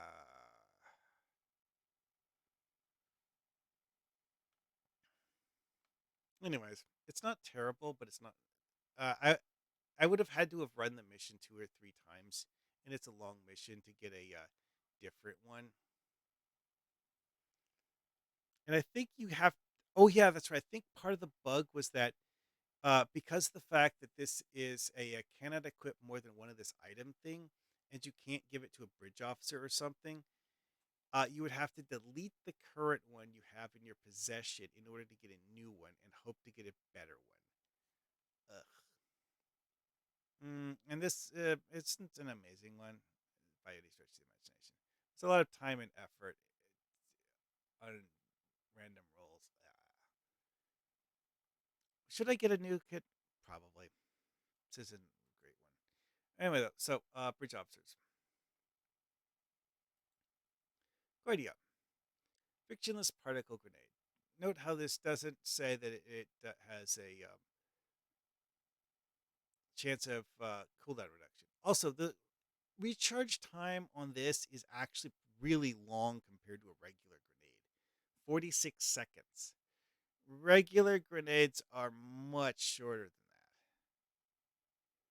that. Let's see what Lehata has on hers. Like, see, yeah, 15 seconds. This actually on the tooltip doesn't list the effect of a duty officer. Hmm. Yes, it's like when I look at it here, it shows it. Interesting. Let's see here. Nope. Nope. Ha. Odd. Let's see here. Bio. I didn't write one. Skills. I actually taught her quite a large number of skills. Honestly. Hmm.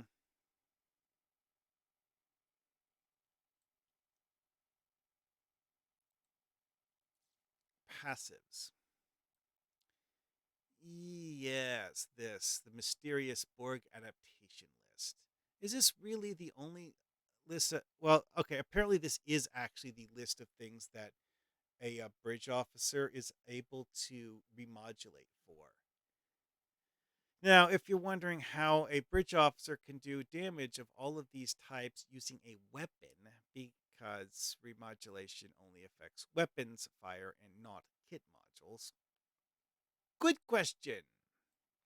Antiproton is obviously a regular damage type. Cold, we do have some Breen weapons that do cold damage, so that works. Disruptor, standard, electrical. There's a few weapons that do electrical damage. A few. Fire. There is one weapon in the game that does fire damage, and you could give that to a bridge officer, so that tracks. Phaser, plasma, polaron. Those are all standard stuff. Yeah, you know what? The hardest one on this, I think, is toxic, but we do have certain cool weapons that are actually capable of doing toxic damage. So I guess all of these are things you could have a bridge officer do, including this one because that's the rep item. Hmm. Yeah, I just realized that it doesn't have psionic in here. As far as I know, psionic damage, Borg can't adapt to that. Anyway, though, you know what? It might actually. I'm genuinely not sure if the grenade effect is actually working on her or not. Huh? You know, there is one other place you can look at the tooltip here, and also this tooltip is not showing that either. Hmm.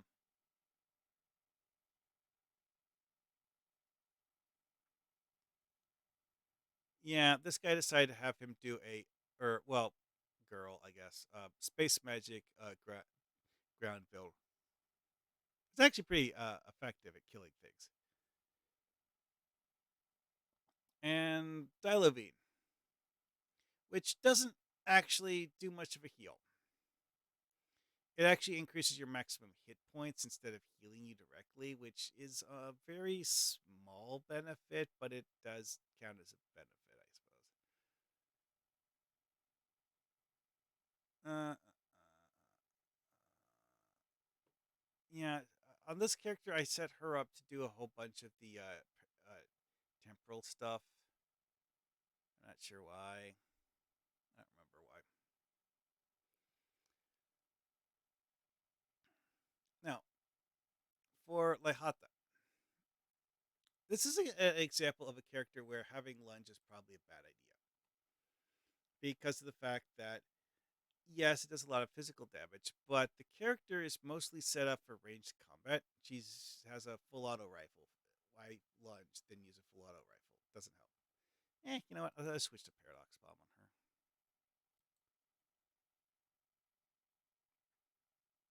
These are items that I'm using mostly because of the fact that I have them as the count unlock that I can literally just give my entire away team.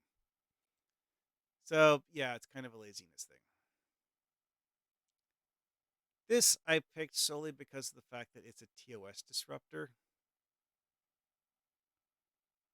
And if not for the fact that it disappeared when she used the tribble,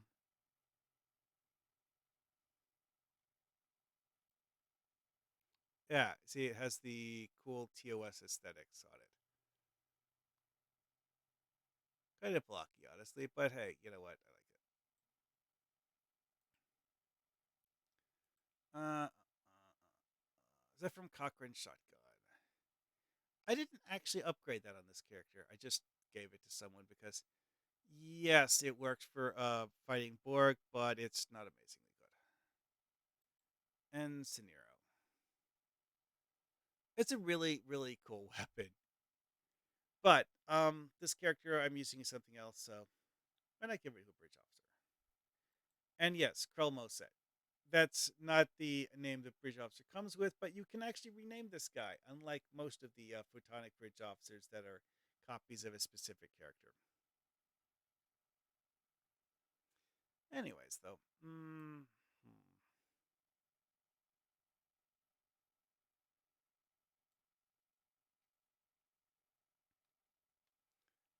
Okay, well, let's see here. Yeah. Oh yeah, is she actually doing melee? No. She does have actually a weapon that does benefit from shooting people at point blank range with it, although it is technically a ranged weapon.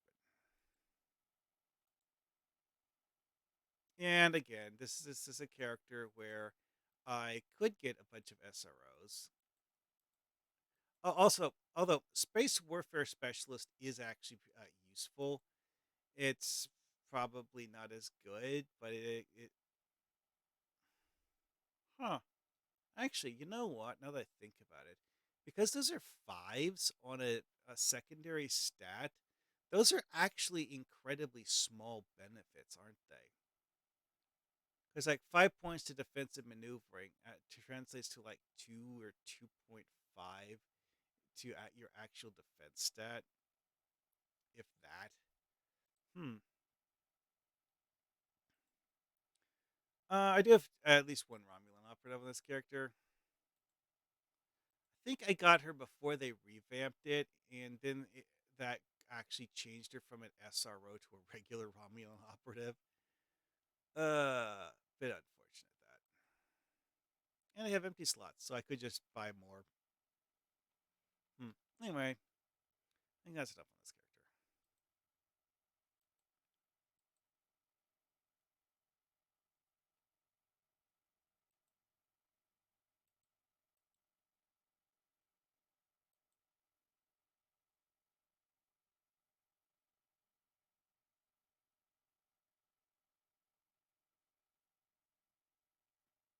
Okay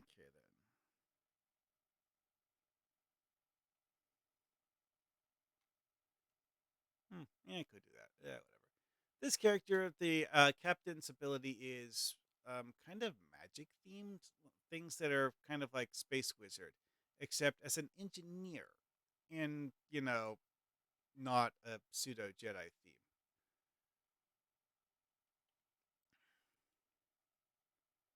Like an you shall not pass kind of engineer.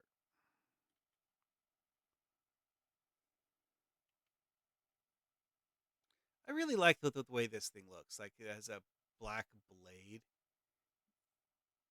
that just like fizzles out of existence. Really, really cool looking. Is the damage amazing? No, not really. It's not terrible though. 311. Yeah, this is like a chain lightning attack, so it's kind of sort of hard to figure the DPS. Oh, also the fragile hold thing on this is hilarious because of the fact that you're probably going to break the fragile hold before you notice.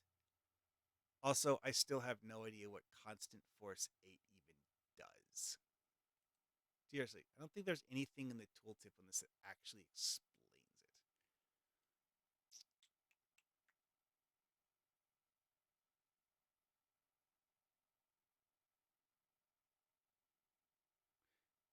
Hmm.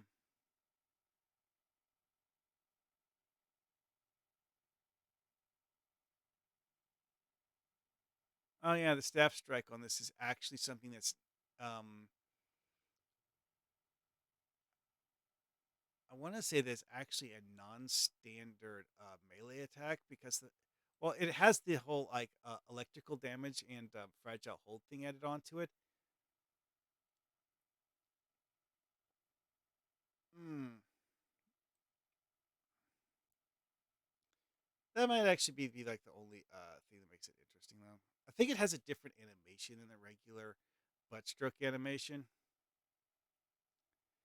I'm still not sure what the constant fort 8 thing means because like it's not even telling me that that's being applied to the enemy, or I don't know whether it's applied to the enemy or me. Hmm.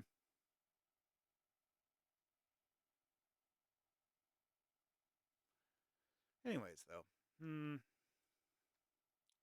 that is the bridge officer. Yeah, I know. I'm using the devour. I'm using most. I think all of these are universal kit modules, except for the bioharmonic emitter. Okay, it's a seal plus. So yes. So, what did I do for bridge officer? or duty officers. Milikatan improves all of your damage regardless.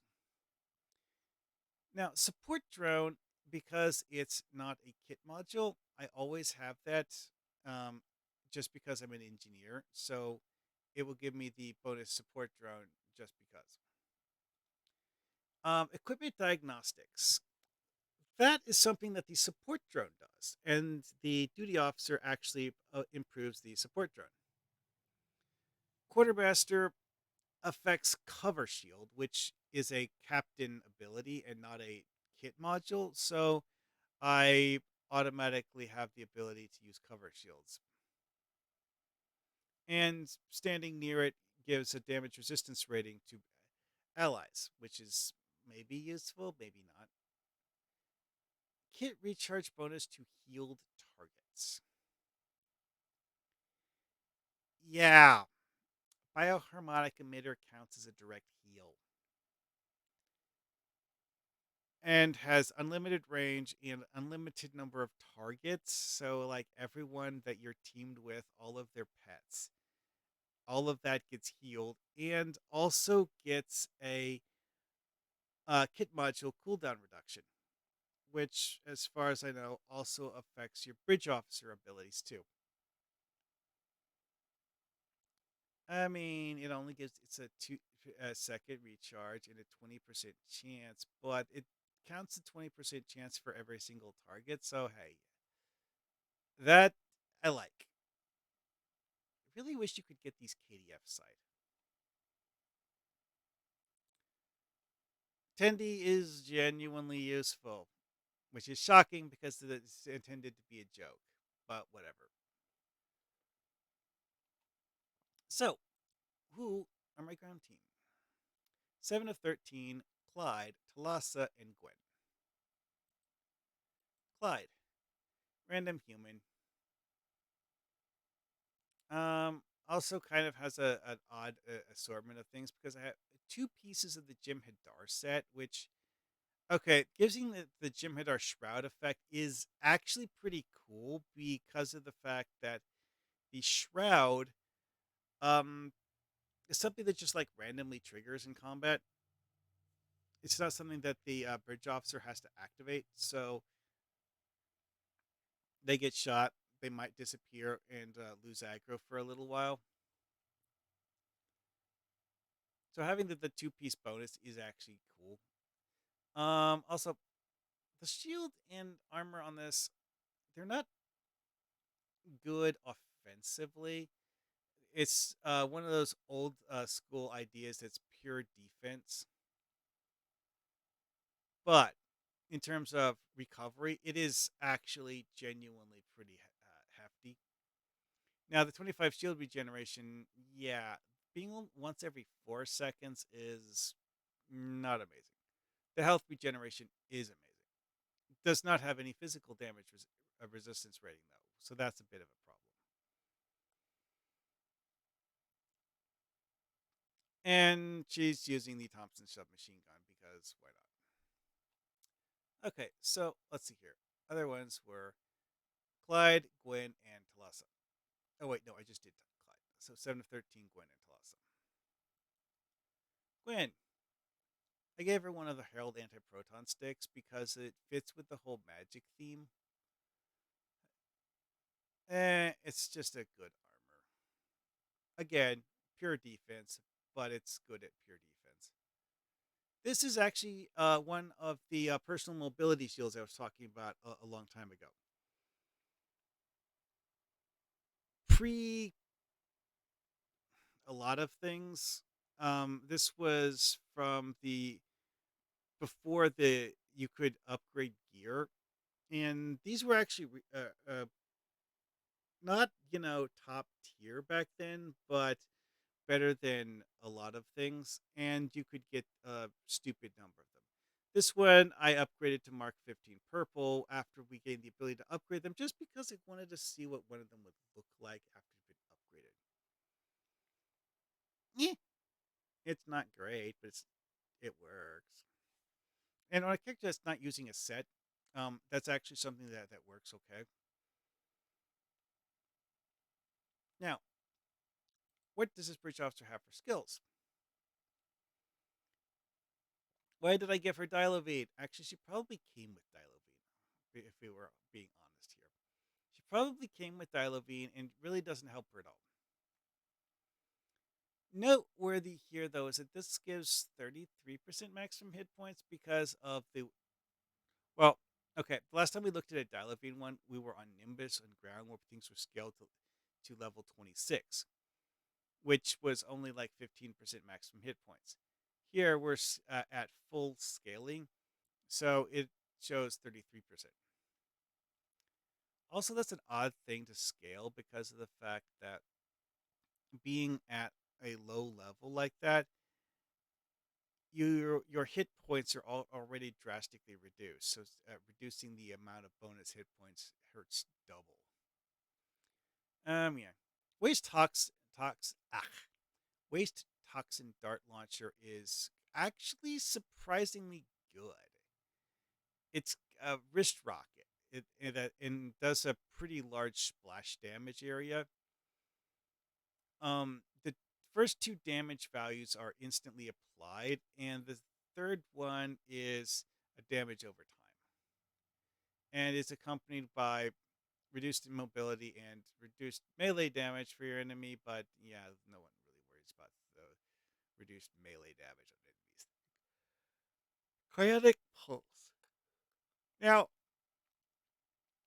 I'm not really sure if this is actually a good idea because of the fact that, quite frankly, it's a very short range ability. Because it's PB AoE, and if you could just target a random enemy with this and just boom that location, this would be amazing. Problem is, you have to stand where you want to set it off. So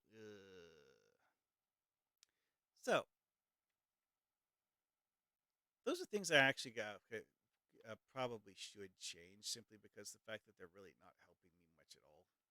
Hmm. And yes, I know, Cryonic Pulse is a winter event item. Fun fact, this is a bridge officer vendor, not a training person. I don't actually remember if Starbase 39 is a strange setup of most of the social zone functions, but only most of them. Like, they don't have a med base, so they have a random medical officer in the bar.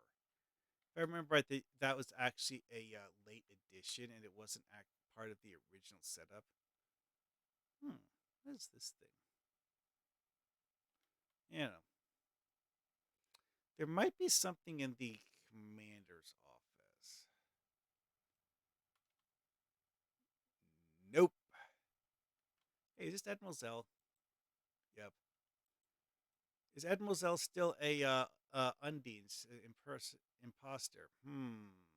Interesting question.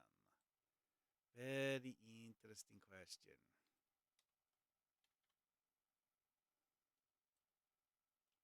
So, yeah, looks like there's nowhere in Starbase 39 that I can actually buy bridge officer training manuals. Oh, wait, no, there's actually one corner of this area I didn't look in. Forgot that. I don't actually shop for things here very often. I usually come here because I enjoy the ambiance because it's like old Federation look from a, not launch era, but relatively close to it.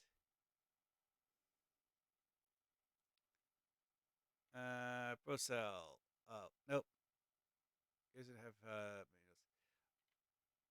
oh yeah, also it's like the ship repair person is over there for some reason. Okay, now where to buy training manuals here.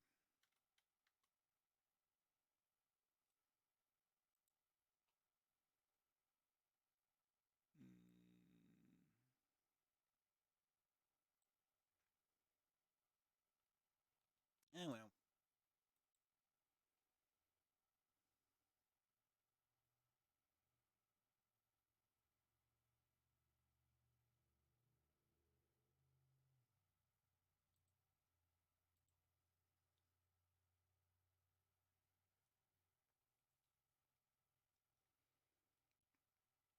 Yeah, when I'm doing ground builds, I usually go for a theme, but I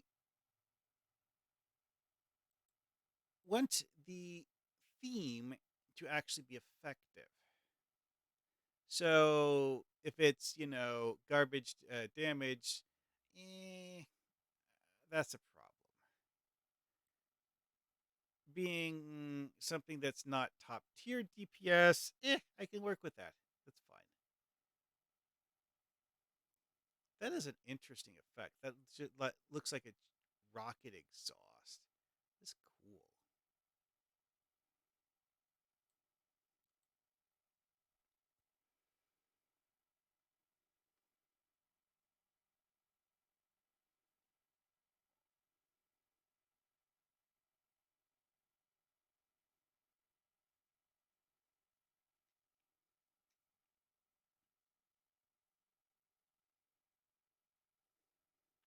One of the fun things about the Discovery version of Starfleet Academy is that it actually has a bridge officer training manual vendor, and I don't think the regular one does.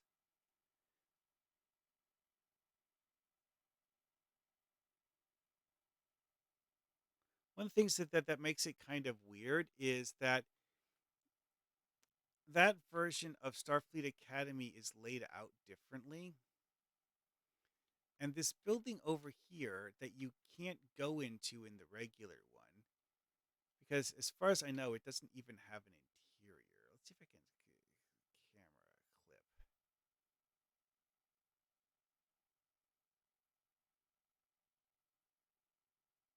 Yeah, see, look, there isn't an interior to this building at all.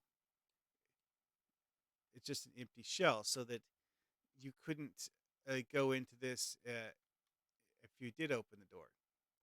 The Discovery version of the tutorial has an actual interior there, and that's where you go in order to get the bridge officer training manuals. Here, this is where you get the duty officers and a daily task. Yeah, I'm here. Might as well do that quick.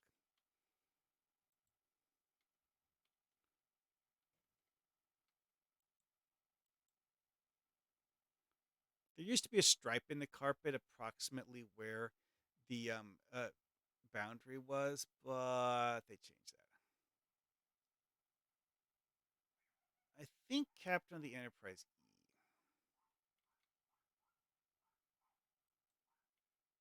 Got it. Actually, I guess if you like stand right in front of this door. Okay. Let's go in the main buildings because for an area like this, thematically, this is primarily devoted to, actual Academy cadets doing Academy cadet things. So all of that building there is devoted toward Academy cadet things and not me doing things.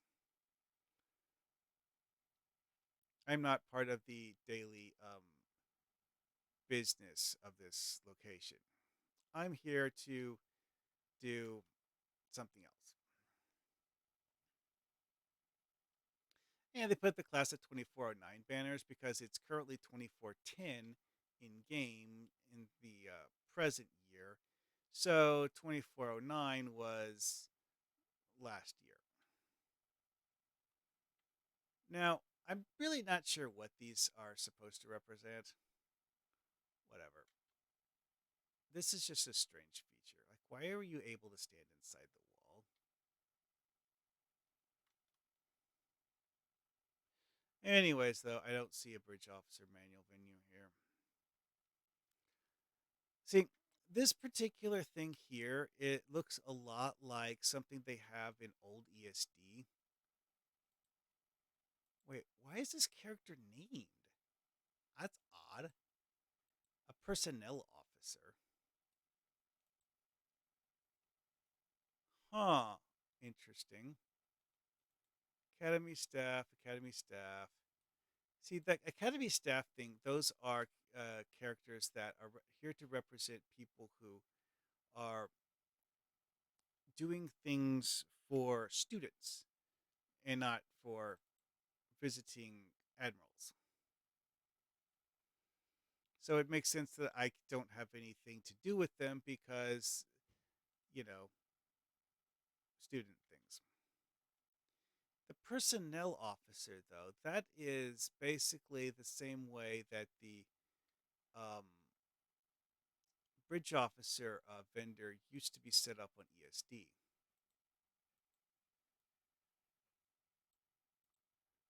Commandant, Saarki. I think there is actually one or two missions in the game that use Saarki as a mission contact, but I don't remember which ones.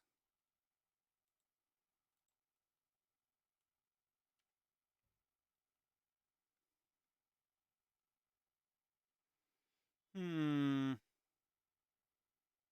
I don't remember what this console thing looked like before Taco Fangs changed the way the skin looks. I don't think it was this though. Anyways, I need Bridge Officer Training Manual, so ESD.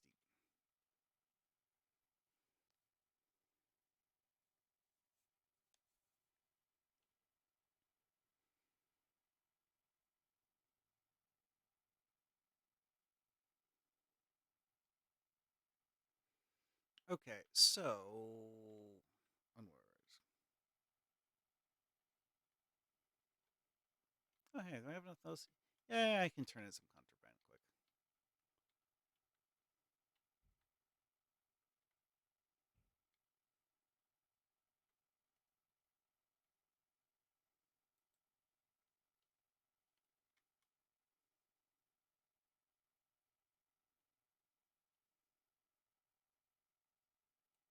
Alrighty then. Oh yeah, I should figure out exactly what I want to do it. So for Gwen's build, Dilevine is not any good because of the fact that I don't think I actually have anyone on my team at all that actually uses it. It used to be that Dilevine would affect someone who used a Zek from Cochrane's shotgun. Because Dilevine used to be, I think, all melee, but that's not how it works anymore. It's only physical attacks now. Hmm. Part of me wants to rename her. It's fun being able to rename those guys, but I only rename them when it's something that would be funny. Ooh, that's an idea. What was the name of the doctor on the USS Voyager that died when it got pulled into the Delta Quadrant?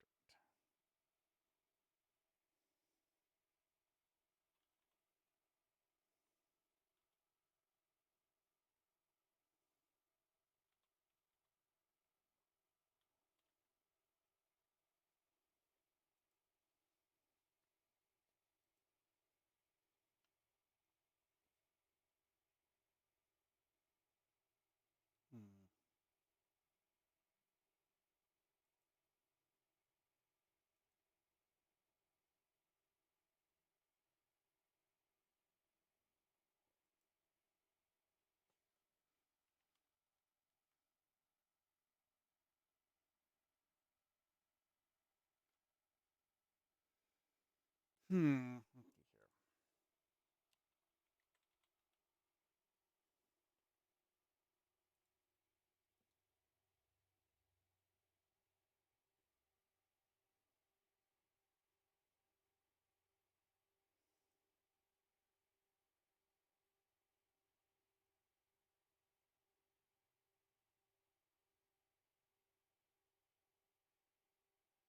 Hmm.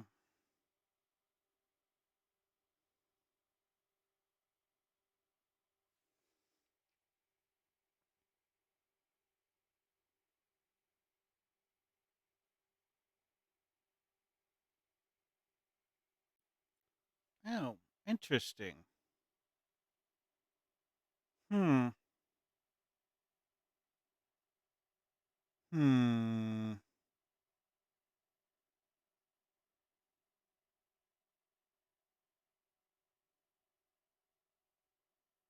Hmm. Actually, it looks like the chief medical officer on board the Voyager was actually an unnamed character.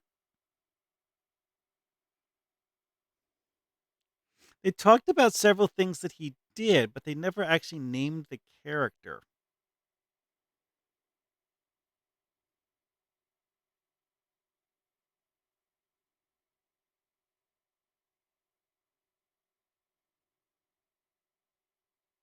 Oh, hello. There is actually a thing that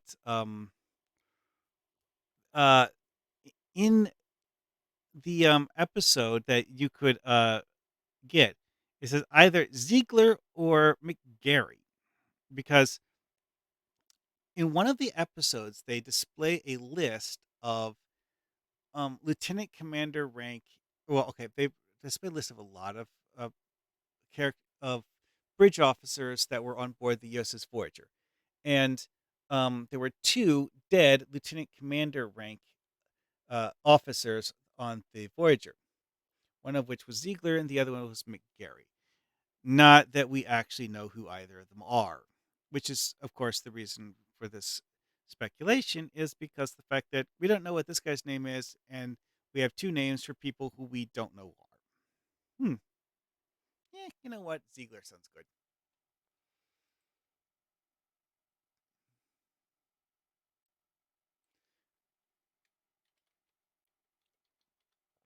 Anyone who's watched Overwatch knows why I'm going with Ziegler. Anyway, though, it is actually something kind of sort of canonical, though. So hey, even better. Yeah, I know.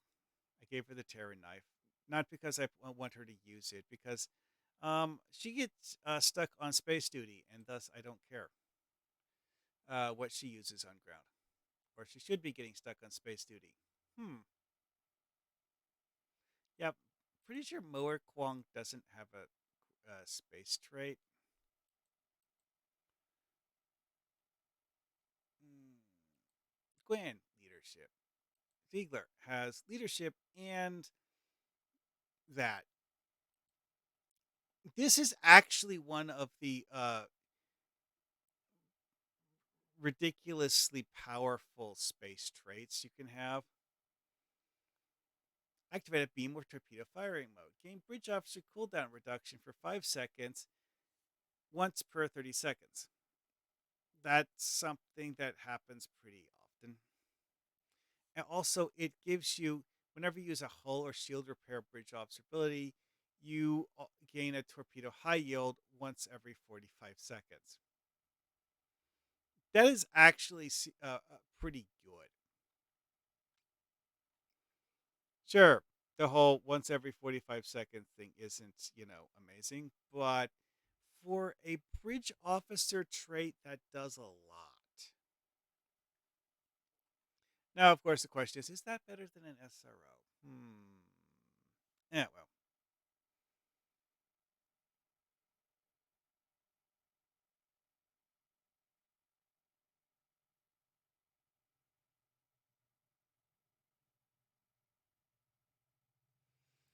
it is odd that the way that they templated the tooltip here. Basically, it's this is like a repeat.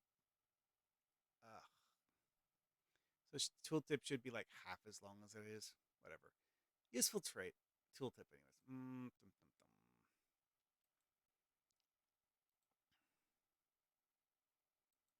Hmm.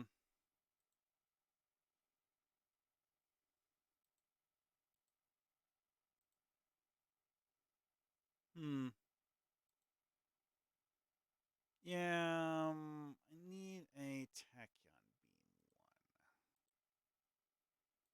Store science space tachyon beam one.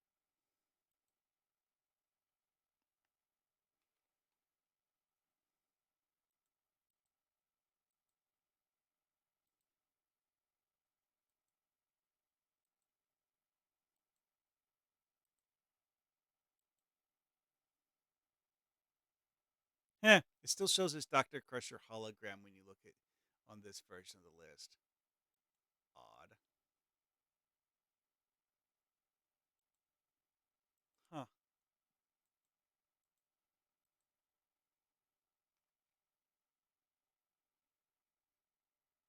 Anyways, though, what do I actually have for traits? Anyways, leadership, that, more leadership, nothing. Efficient, nothing. Oh, this guy's an SRO. The gel. Yeah. Okay, I'm using him. Karen, leadership, SRO, nothing, nothing, nothing. There's a lot of bridge officers that just don't have space traits.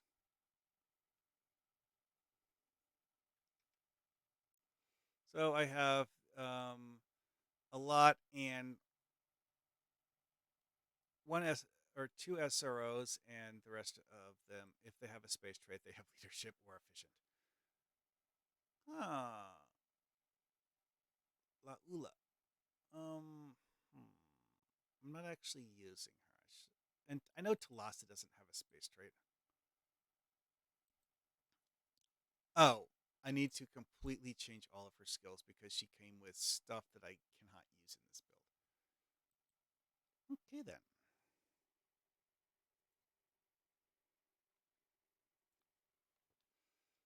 Well, so I need tactical team, beam overload, and attack pattern beta.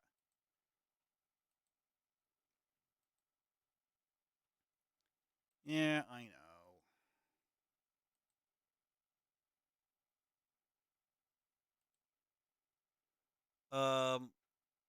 People have been doing surgical strikes builds instead of beam overload builds, which I mean is a completely different set of things that support that though, so it takes a significant amount to change over. It is a kind of amusing that the only default available commander rank skill is attack pattern Omega. None of the others. Bye bye. So skills, doctors. No, not Doctor Ziegler. Laula.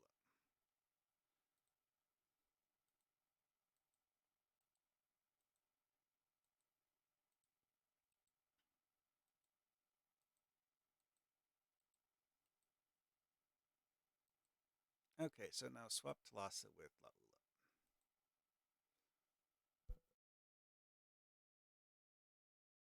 Because yes, this is an SRO. I actually have a stupid number of engineer powers being used in this build. It took a considerable amount of ingenuity to come up with a list of engineer powers that wasn't redundant. Mm, I'm not sure it was a particularly worthwhile task, honestly, but I did it. Hey, what's Tololel have? Oh, yeah. This is a rather weird one. Is that the lieutenant science seat is also a pilot seat? Why would I want pilot on this thing? Anyway, so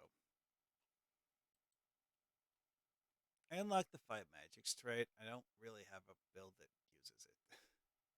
Kind of lame. Character that I unlocked the thing or used it on. Oh well. Anyways, enough of that. Oh right. Gwen. I was going to change that. Okay. Hmm. I actually didn't give her a spec. Huh.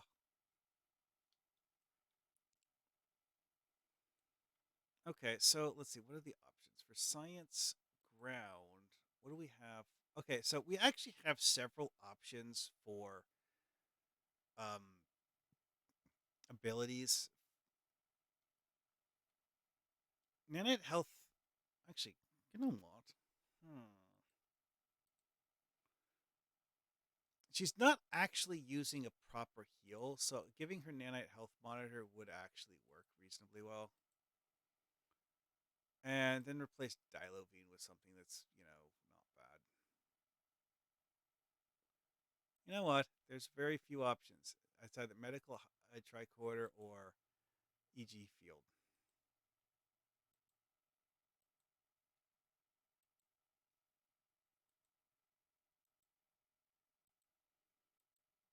Melora seems interesting because of the fact that it's pure defense, but the energy damage resistance rating it gives you is surprisingly good,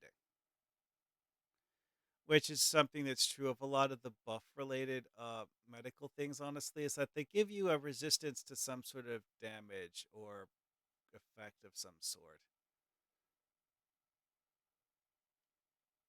All right, well, I fixed that. Alrighty, let's go do another character.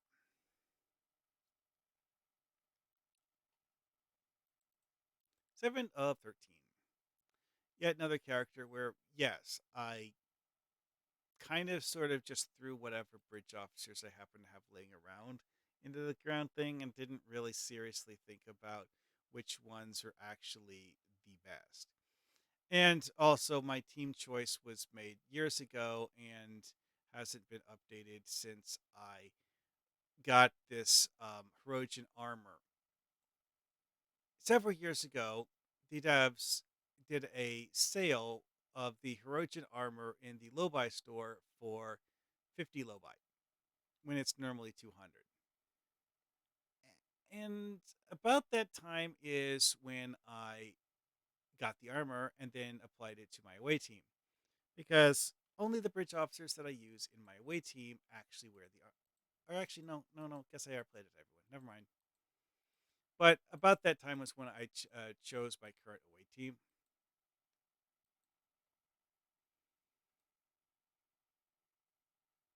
Armor looks weird on some of them. I think this is actually just the bodysuit part of the armor being colored wrong.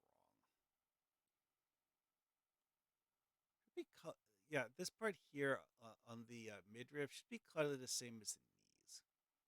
Hmm. Anyways, though. Oh yeah, who do I have on this character that actually has traits? Nope. Yeah, I don't really have much of anything on this character. Kind of a bummer. It actually does decent damage, despite not having any SROs or anything fun like that. Oh well. Anyways, so ground team. Ground team, we have Cassandra, Palpu, 7 of 23, and Chill. Chill is a Bolian. Where did I get said Bolian? I have no idea. For some reason, I gave her command, although I'm not actually using it on ground. Now, she has Melorazine, probably because that's what she came with, because she doesn't have more than one. Actually, you know what? Let's see here. Sanctuary is one of those abilities you should never give to bridge officers. Why? Because of the fact that it disables their ability to fight. And the bridge officer doesn't have the ability to think about, should I use this? No. Tachyon Harmonic, it's not great.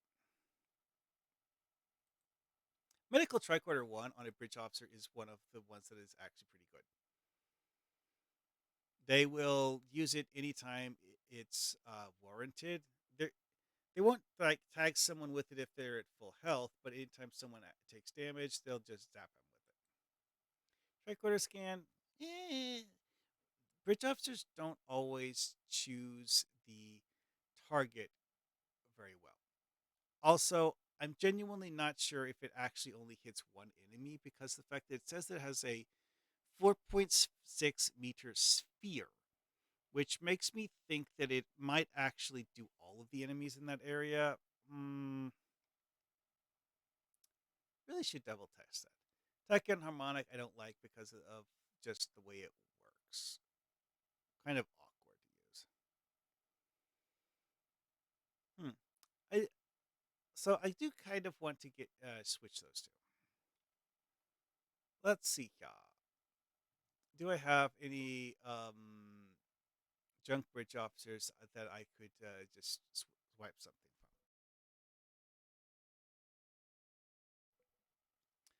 from? Okay, so This would be the commander and lieutenant commander ones. I could get vascular regenerator. That is actually something that is a decent heal, although quite frankly, I don't really want to have more heals. Stasis field too. No, bridge officers suck at using that. Bridge officers will often target an enemy with that, then shoot the enemy after they stasis them. And also, stasising enemies in combat just isn't all that helpful because you're going to shoot them immediately afterwards, anyways. Okay. So. Oh, yeah, that one. Let's see what we got in this one. Again, vascular regenerator. Hyperonic radiation, too. None of these is particularly good, though.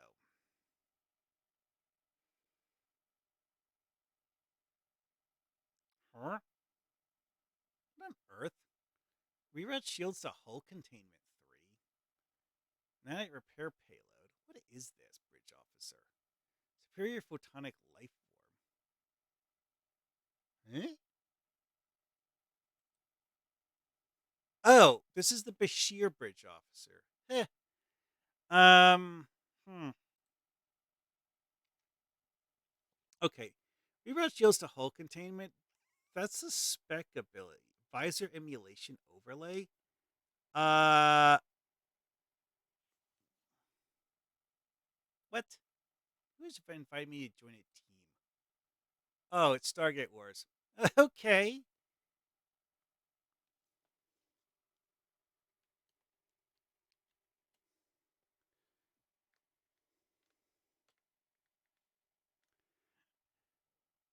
I have no idea why Stargate Wars felt the need to invite me to a team, but oh, he left. Hmm.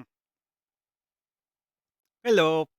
I have been going over uh, the details of what you should and should not do when doing bridge officer training for ground combat. Like some abilities are straight up useless because bridge officers are too dumb to use them properly.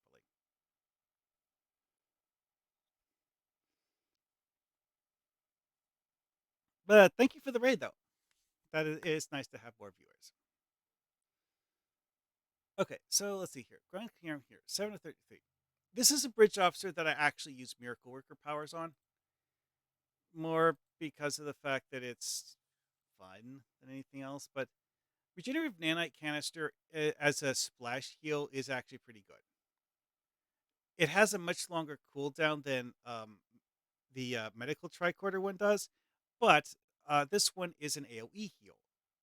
And if I remember correctly, actually works on fabrications, unlike the science officer heals, which all of them specifically say they don't work on fabrications. Technical mishap, not one of the better damage abilities, but it does do damage. I don't actually remember. Oh yeah, I replaced weapons malfunction with it because unless you have doffs to upgrade weapons malfunction is terrible.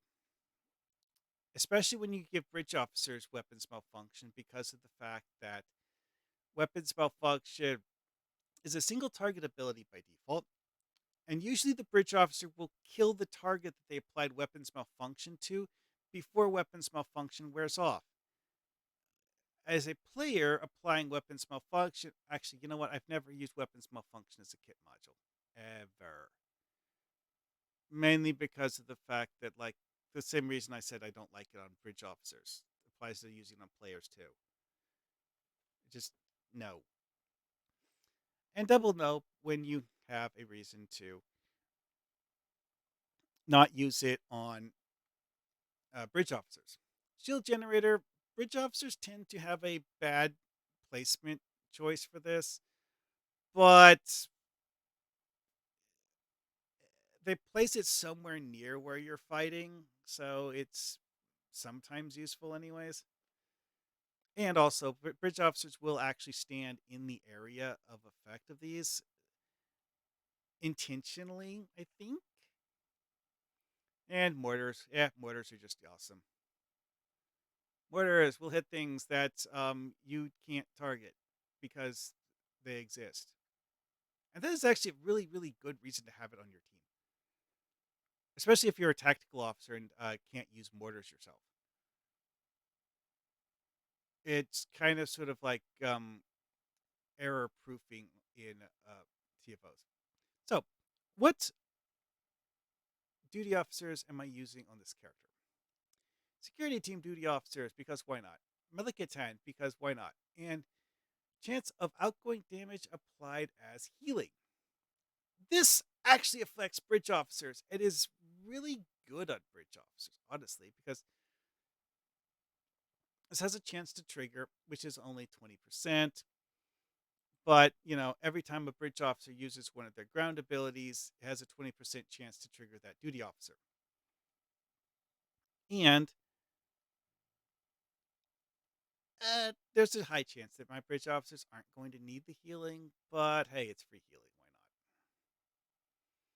Why not? Okay, so chill. Chill is currently set up with an excessive focus on healing. Tychoder scan is useful. Tech and harmonic bridge officers suck at using that one. Melorazine. This is one of those where it's not that Melorazine is bad. Hey, Kamasan Trap. Yeah, that's the idea here. Is I'm just looking over the whole thing, and I'm not going to hit everything. I'm just going to hit all of the things that I'm look at, and I'm actually going through all my bridge officers and upgrading their stuff as part of this because some of these bridge officers I literally never changed what they had when I got them. I don't remember if this particular starbase has a bridge officer manual vendor, but I do want to pick up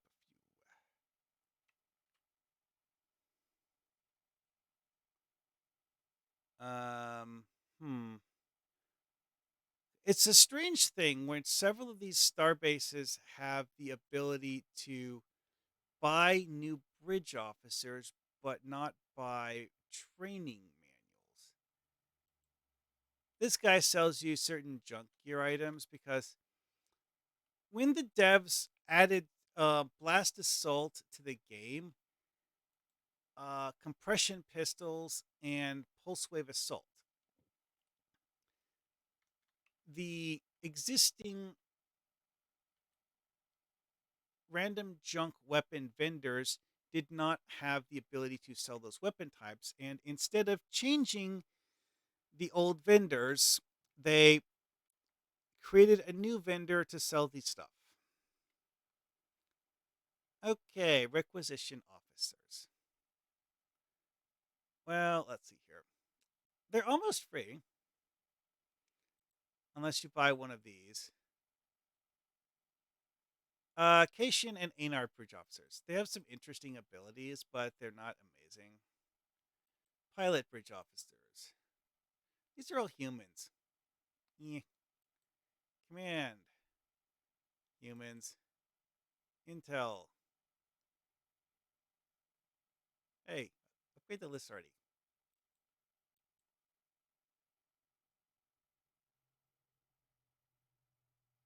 Uh?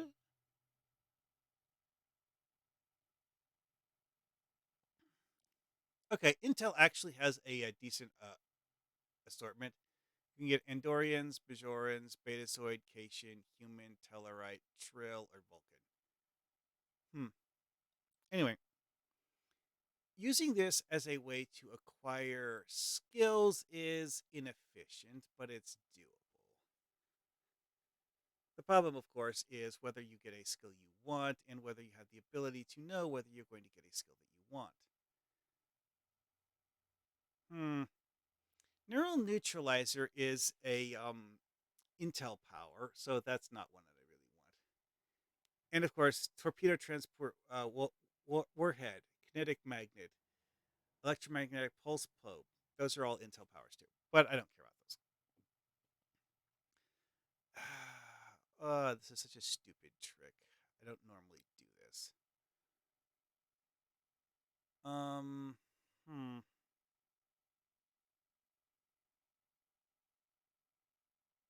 Yeah, you know what? Screw it. I'm just going to do fly to ESD. That's actually one of the things that's best about the Dyson sphere is that the Delta Quadrant Command actually has a bridge officer manual vendor. Most of the other places don't. Deep Space Nine is the only place in the entire Alpha Quadrant that has bridge officer manuals, but it is one of a handful of places other than the faction headquarters locations that actually has a bridge officer manual vendor.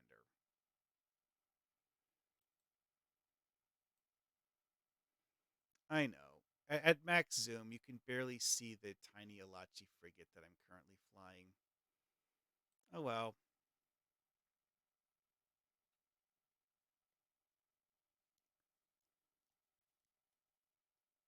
Anyway, though, yeah, one of the simplest, most basic things with choosing bridge officers for ground is that space traits don't work on ground. I know. Like I said, it's a really, really basic thing. Uh, so like traits wise, Palpu, acute senses, creative, superior aggression, and superior cold blooded. Eh, cold blooded is not one of the better traits. However, one thing to remember about this is that this applies to plasma grenades. And if you're fighting enemies that actually use plasma based weaponry, this applies to plasma based energy weapons. So that's not actually a particularly heavy damage resistance rating either, but it's in the better than nothing category. Let's see. This one's defensive. Creative and aggression do give a damage bonus, though. Creative, of course, applies to whatever she has for her skills here, which, grenade, sweeping strikes, battle strategies, and lunge. Creative boosts all of those.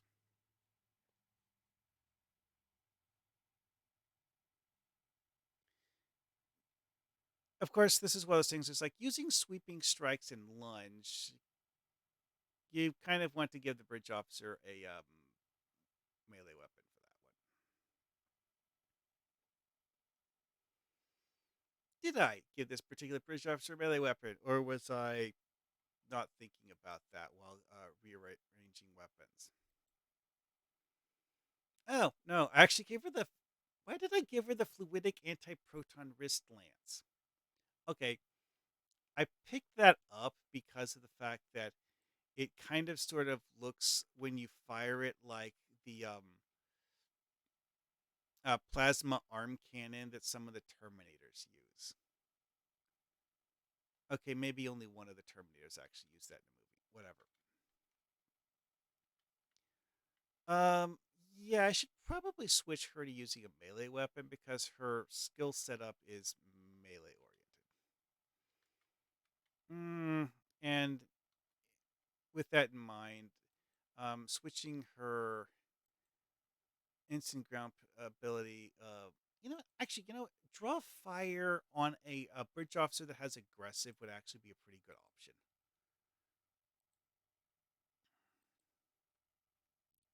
because you can have bridge officers set up as tanks. Wait, wrong way. Skills. Okay, so this is a good setup for a melee tank bridge officer. Has an ability that. Okay, never mind. This is an offensive ability. I mean, it does have a mixture of offense and defense, but it's mostly for offense. This, however, gives a massive amount of damage resistance rating, and I think that multiple sources of damage resistance rating like this stack in a non-linear way.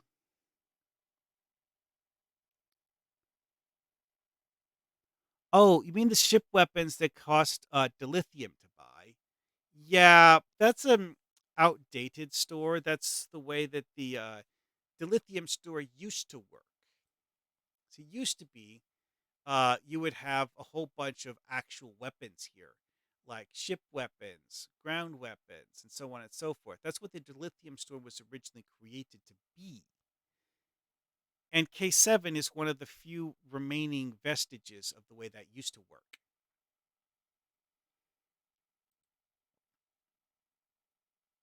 Then they decided that all of that stuff was redundant because they were making it so that people could upgrade their gear, and so people could upgrade cheap junk items instead of using the lithium store to get Mark 11 purple items.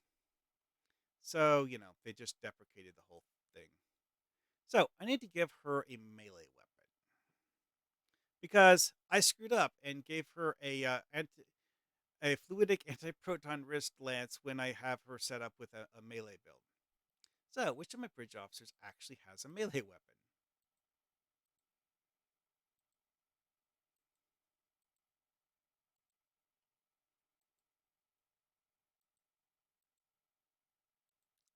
Okay, that's surprising. None of them. Hmm.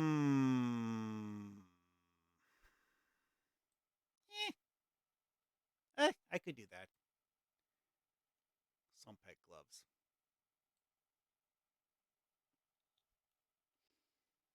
I actually used to use those on my captain. Then I switched to using the discovery uh, set item. Yeah, mind meld device. You know, given that I'm using the mind meld device, I it would actually probably be a good idea to switch to the Burnham armor on this character. Hmm. Let's see if I have the widgets to buy a Burnham armor. Let's see here. This is the non-EV suit one, right?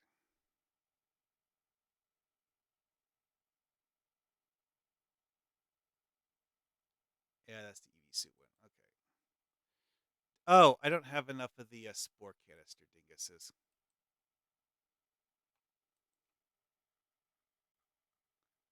Yeah, I need another one.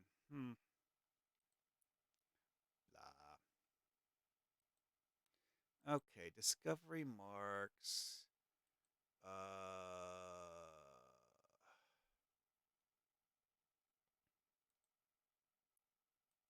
What? That doesn't have an. I am highly disappointed that my Celio Realm doesn't have an advanced version. Mainly because I can't use it to go and get the spore thingies. And why does Peril over Pahvo have the option of delta marks? That genuinely doesn't make sense to me. Anyway, though, so while I wait for that, bridge officer skills again. Chill. Need to swap out her commander and lieutenant commander rank ones. Science ground. Also, I have commander options, so or command options, so I could give her a command ability for this. Nanite Health Monitor 1 would actually be a good option, except that I am having her use medical tricorder. There actually are very few options for commander rank because the devs are trying to force you to get the rank 3 abilities for commander ranks. But most of the commander rank abilities are things you have to make if you can. Eh. Okay, so stasis field, tricorder scanning. Yeah, hyperonic radiation is the only offensive thing in here, which I'm not a fan of. So, because the fact that none of my other bridge officers are going to be using command abilities on ground, I think I'll switch in some command powers here, like return fire, bonus damage, and reduction to all restart timers. That sounds fun. let's return to Fire 1. Coordinate bombing strike is actually a rather it's cinematic and cool looking, but it's actually not a particularly effective skill because of the fact that there's a 5-second window for enemies to run away, which severely reduces its usefulness. And this, of course, means that I don't have a viable command option for the commander ability. Hmm, bit unfortunate. This character does not have the ability to make command skill manuals. Wait, how many skill manuals in command are you able to make, anyways?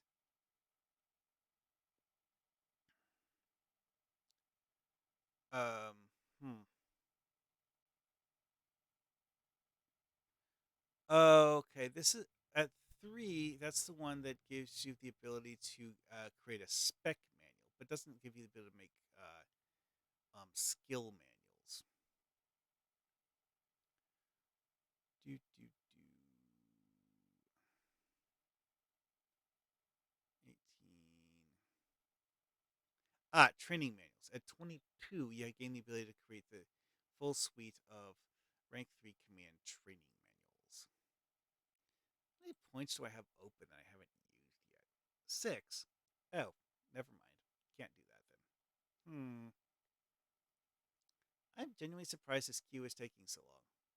I would think that, oh, you know what? I bet I know what it is.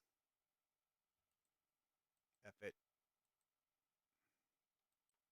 So many people are doing random elites these days. Might as well.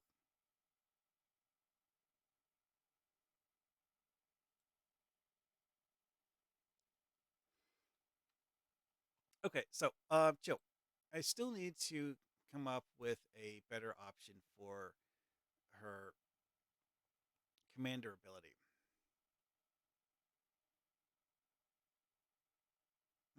You know what? Just for the lulls.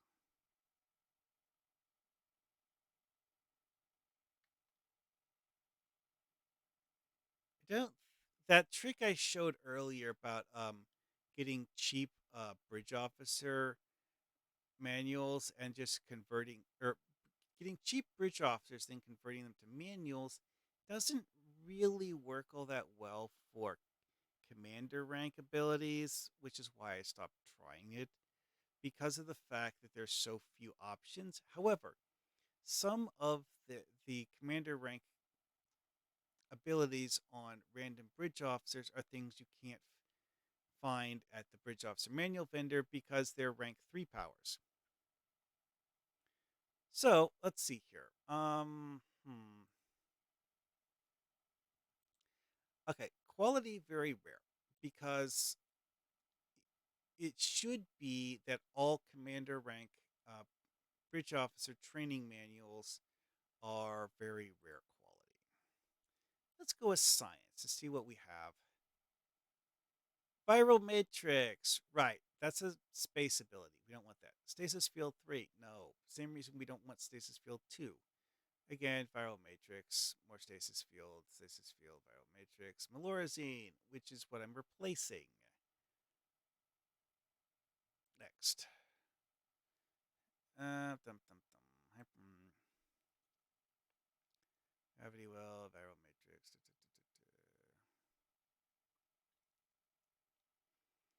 Oh, hey, there's hyperonic radiation, which was actually in the list of options I could buy from the vendor. It's one of those things that I actually use on several ones simply because of the fact that it's easy to get.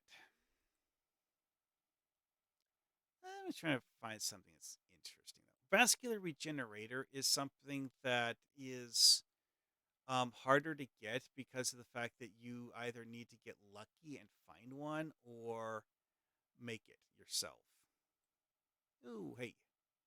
And that's the gas. Bridge officers are not going to use that well.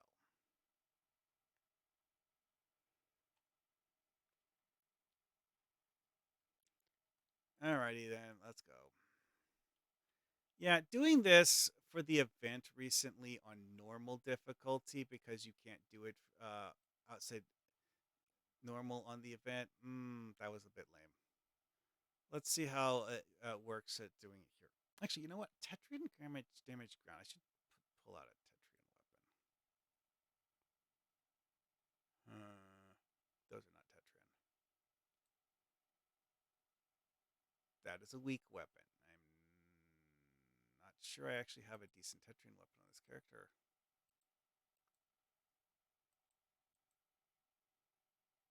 What is that thing even? Oh, it's an anti-proton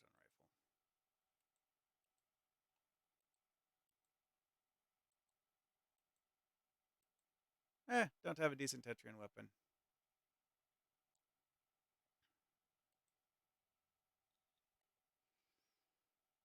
Hmm. Oh well, screw it.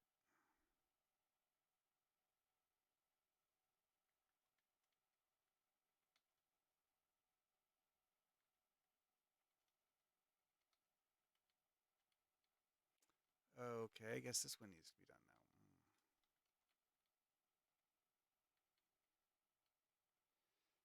now. Alrighty then.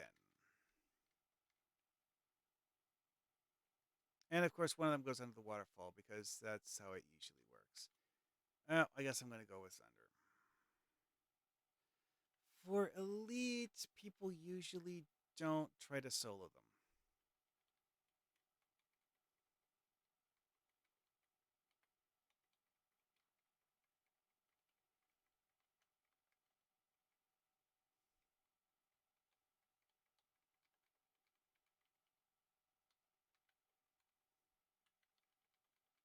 Really? I haven't even finished getting rid of the first group yet. Larg.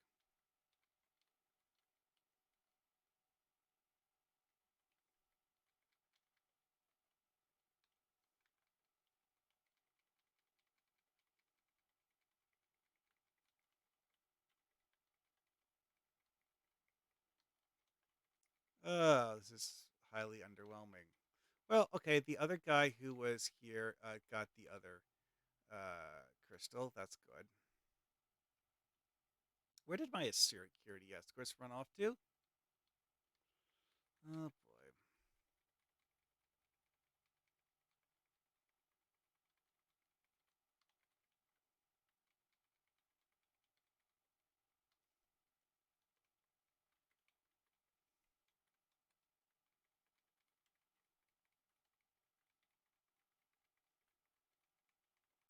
Okay, the fact that my security escorts aren't dead is actually rather impressive. Or those Xanders. Those might actually be Xander's security guys. Nope, not that button.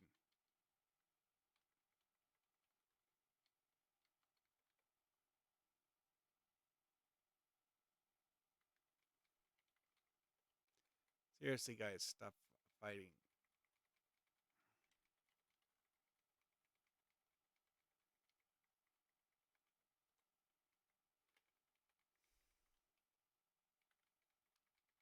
How many these guys beamed in right before the thing left? Jeez. Anyways, moving on. This is a really pretty. Oh, Xander!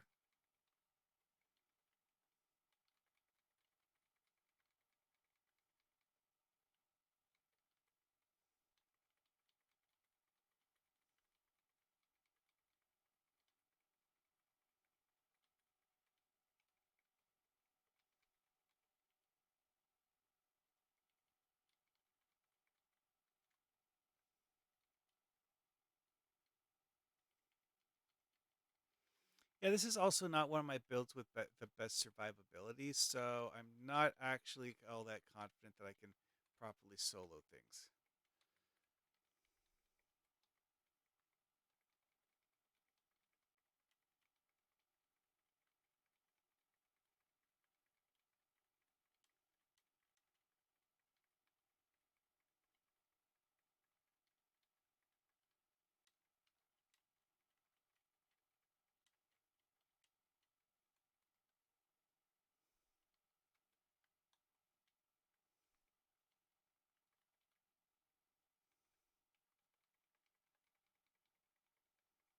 Well, I got two of them anyway. That's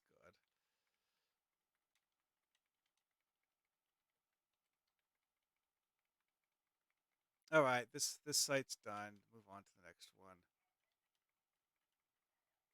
It's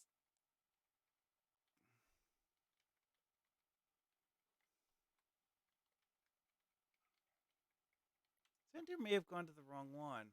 Oh, yeah, I think I'm alone now. I don't like that. Oh,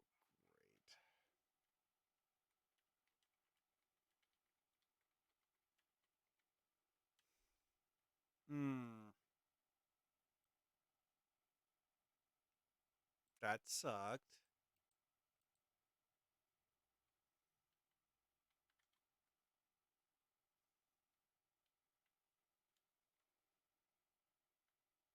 Yeah, that path is empty. Whatever.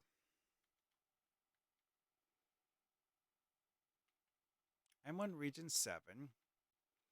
Region 1 is almost done. I'm going to hope the region 1 people come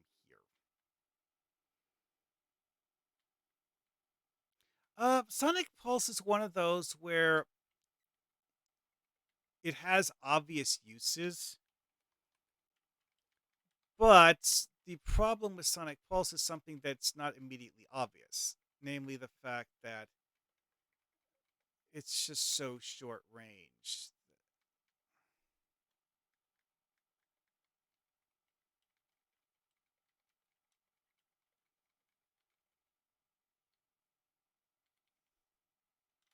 It does help. It actually has decent damage. It's just I don't like the fact that it requires you to basically be standing on top of the enemy. All right, this is good.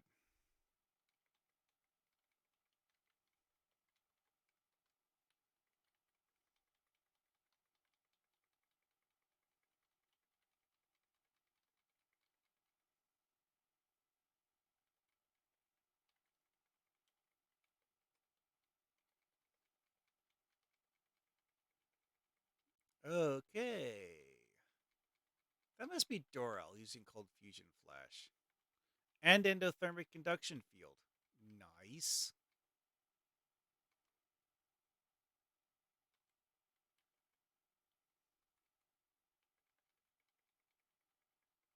Yeah, I know. I used an ice rocket. I'm not actually doing a full cryomancer build on this character. I just have several ice abilities because I felt like changing things and ice was an option.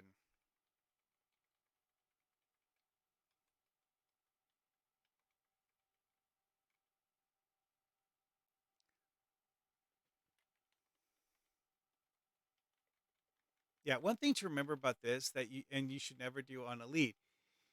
Don't have everyone go to the same place. You need to at least do a two-way split, or you're just not going to get it done fast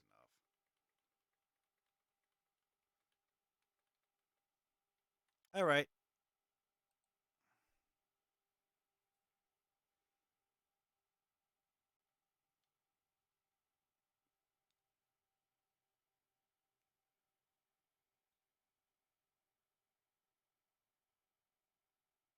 Like one of the ice modules actually that is a tactical only one.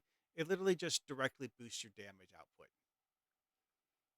Bonus 17% cold damage, and it also slows enemies that you hit with it. Now, yeah, this guy uses a lot of things that are based on weapon damage. And quite frankly, Bat D is not one of the best weapons in the game. Which, yeah, I've pondered that several times. I used to use the Undine Wrist Lance, but the reason I stopped using Undine Wrist Lance is that it's not actually that great.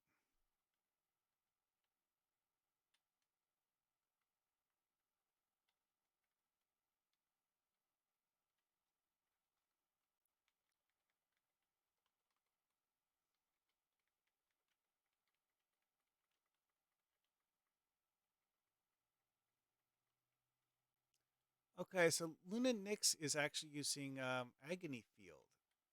Oh, and the Rycian kit. Fun.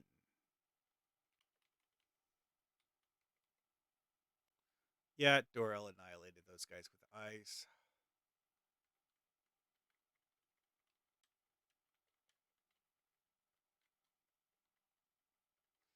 Okay, so Graviton Spike is a summer kit module that actually does almost as much damage as a grenade does. And Dorel froze those guys to bits. Oh, that's odd. What happened up here?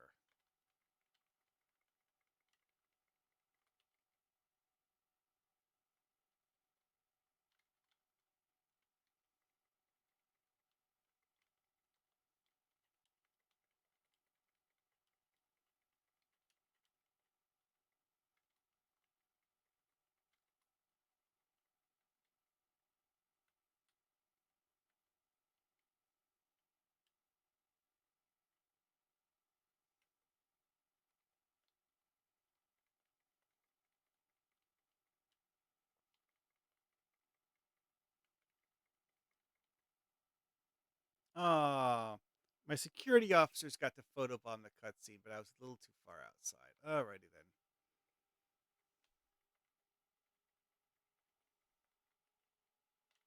Well, that was horrifyingly painful. Yep, that's done with.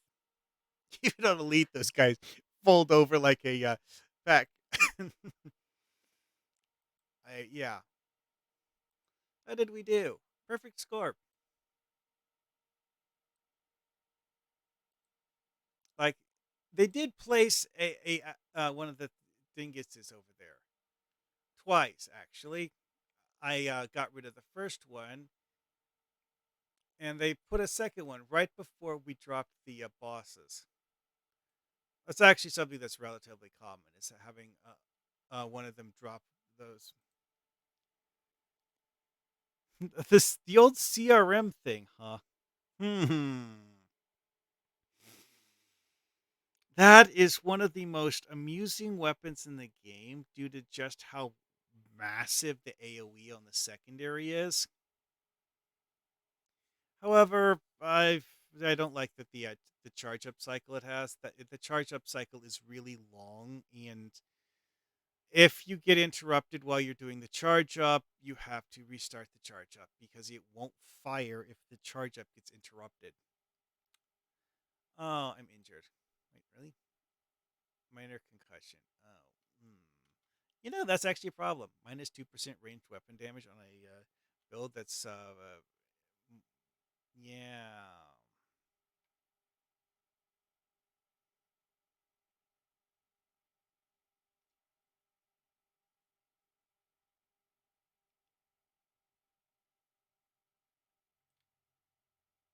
Treat injuries.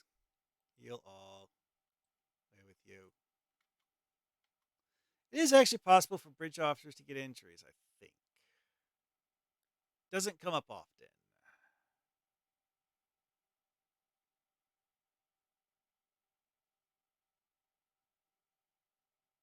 Okay then. So now I can have the widgets I need for this. And let's see. Oh yeah, I was shopping for commander rank bridge officer training manuals. Science.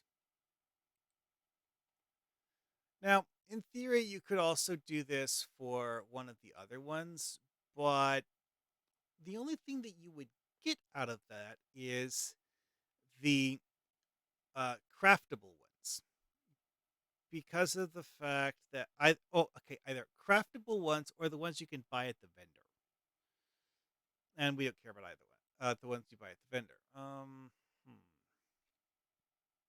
think this is where I was earlier. Photonic Shockwave, which is a space ability, and a sizzling gas.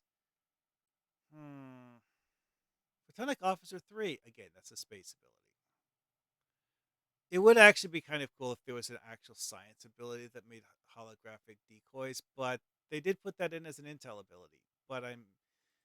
This is a command bridge officer. Hmm.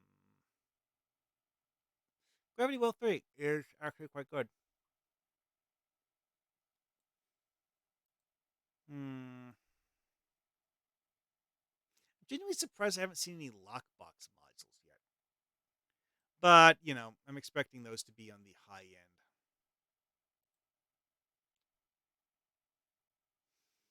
Particle burst, energy siphon, scramble sensors. Oh, hello. Nanite Health Monitor 2. Forgot about that. Yeah, the Bridge Officer vendor only sells Nanite Health Monitor 1.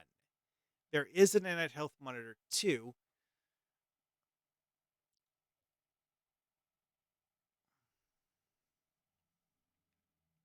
that you have to craft, of course. Ooh, temporal anomaly containment. Hmm. Hmm. Oh yeah, that. That is one of those kit modules that is, shall we say, esoteric. Some people will actually use it. I don't personally find it to be particularly good.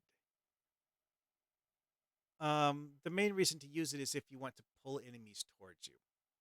If you don't, yeah.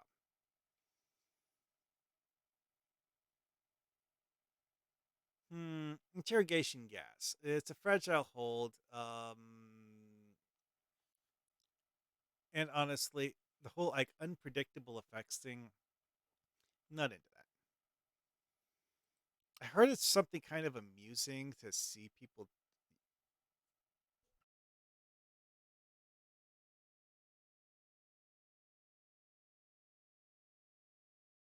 I heard it's kind of amusing to watch the effects play out, but only for the amusement value. Hmm. Interface decay. I've actually used this on some of my builds in the past. And one thing to note here is that it applies a damage resistance rating debuff, then applies damage. Actually, pretty fun, especially since it's actually something that has a very short cooldown too. Costs 6 million to buy on the exchange, though. Ugh.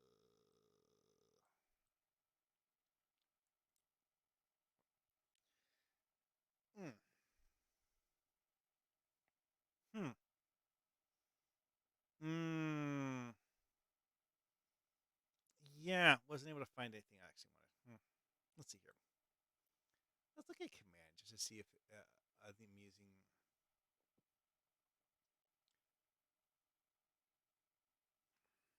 Okay, let's see. The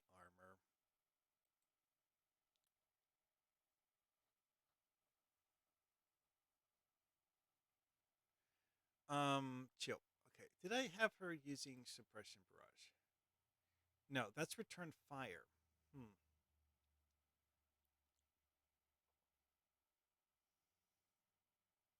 Oh, this is a space ability. Yeah, it's talking about flight speed. It's a space ability. That's why it wasn't on the list of options earlier.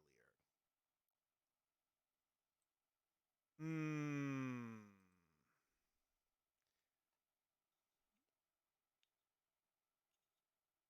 Call emergency artillery. That's a space ability too, isn't it? Yeah. I really, really wish you could sort this so that it separated the modules that are space from the modules that are ground.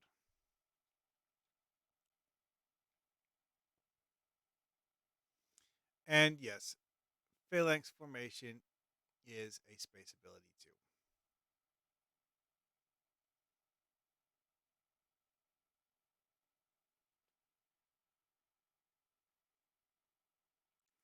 This is one of those that's just so weird that I've never seriously made an attempt to use it.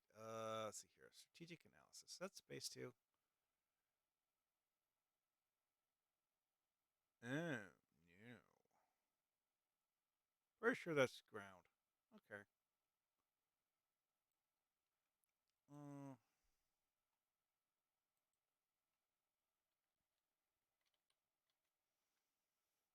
okay, strategic analysis. Oh, I did miss that one. Huh. Okay. 187. That's actually not bad. There's probably a crafted manual. All right. So I'm going to have her learn strategic analysis.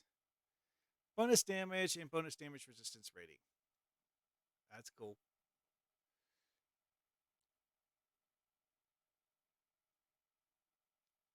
Actively analyzing. Blah, blah, blah, blah, blah, blah, blah, blah. These bonuses grow in intensity over the course of combat. Yeah.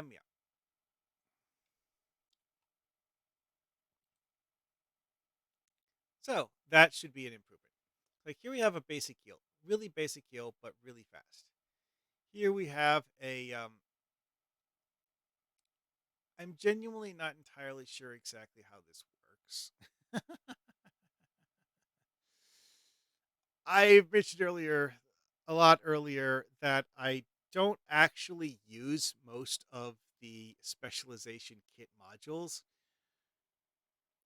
I mostly just give them to bridge officers so that the bridge to increase the variety of what the bridge officers are using.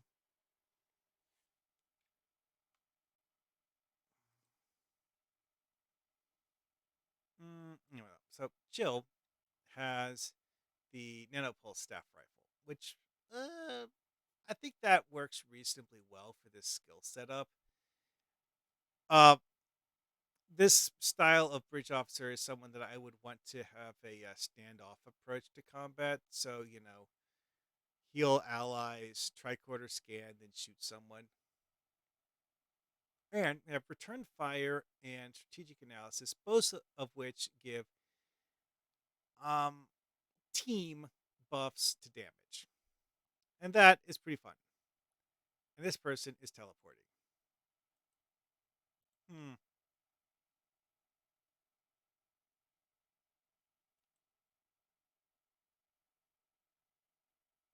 Thought I had her on my friend list.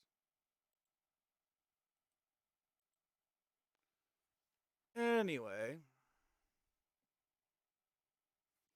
so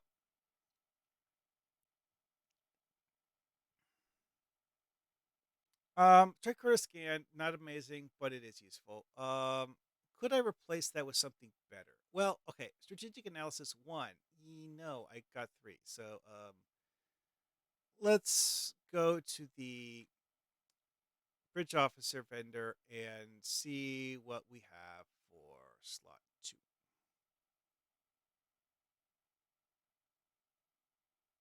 Actually, it just occurred to me that this is a situation where using one of the ice kit modules would actually be a good idea.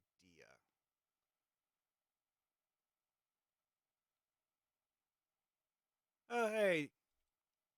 Yeah, yeah, yeah. Nice to see you too, Valley. Alrighty.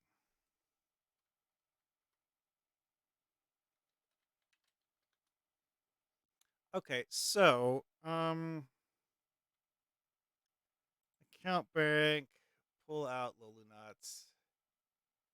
I might have to get a spare thing. Let's see here. J, events, event store, summer, and begin scrolling down. There's a whole lot of scrolling, and you need to stop at just the right spot to find what you're looking for. So I want to get. Actually, oh yeah, that's right. I was looking for ice things. Ah, that's one of the things that's annoying is that things that are universal kit modules, they usually don't have a bridge officer version because bridge officers don't have universal abilities. I could go with a seismic disruption. This is one of those things where you're like, oh, that's not a huge amount of damage until you realize that. Oh wait, no, this isn't the seismic one. This is the sonic one. Sonic's disruption is a lot like tachyon harmonic. It really is. except it doesn't do the force field breaking thing. I don't particularly like it for the same reason I don't like Tachyon Harmonic. Uh, Seismic agitation. Um, the damage on this one seems rather weak until you realize that it's that amount of damage per second for 20 seconds. That's actually quite a lot of damage.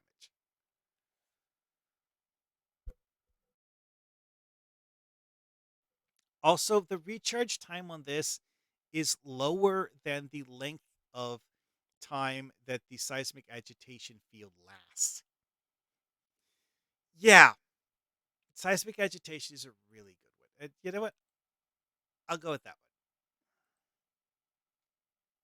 one. I will go with that. Give chill seismic agitation field for her secondary one.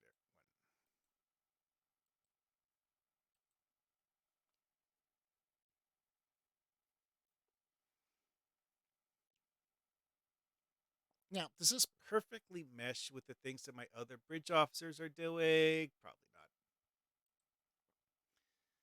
Because I didn't see, because like Palpu, seismic agitation field does actually help melee somewhat because of the fact that it prevents enemies from running away, so that they stay put while you beat them to death.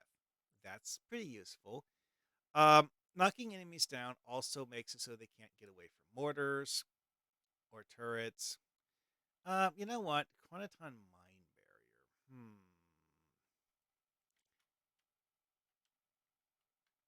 I think I will actually replace that with Shield Recharge. Engineering Ground, Common Quality. The list of options here is extremely small.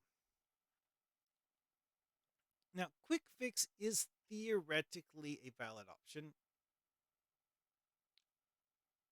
The problem is, of course, the fact that it only works on fabrications and androids, and it's not actually as good as you would think it would be. It's weird. The damage resistance rating too. It's you can use it on yourself. All it does if you use it on yourself is give you bonus ranged weapon damage. However, if you give it to an Android bridge officer, the Android bridge officer using it on themselves gets the full list of options, which is nice.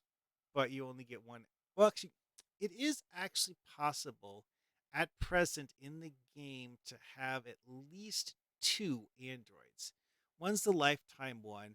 One is one of the Roger Corby model from the Federation Starbase, K13, I think it is, so that you can have a second one. Hey, thank you for the follow. So you could actually have two different androids on your team using this, and that would actually be a really fun trick. This character is a Bolian, however, and not an android, so it's not going to work. However, shield recharge, a Bolian can use shield recharge radically well. Okay, so chill skills. Wait, no, not chill.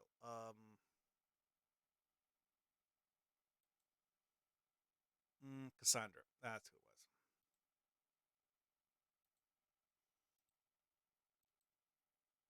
Shield recharge. Which, yes, I know. I have a shield generator. Having shield recharge and a shield generator. Well, one of them is a heal over time as an AoE effect, and the other one's just a single target quick clicky.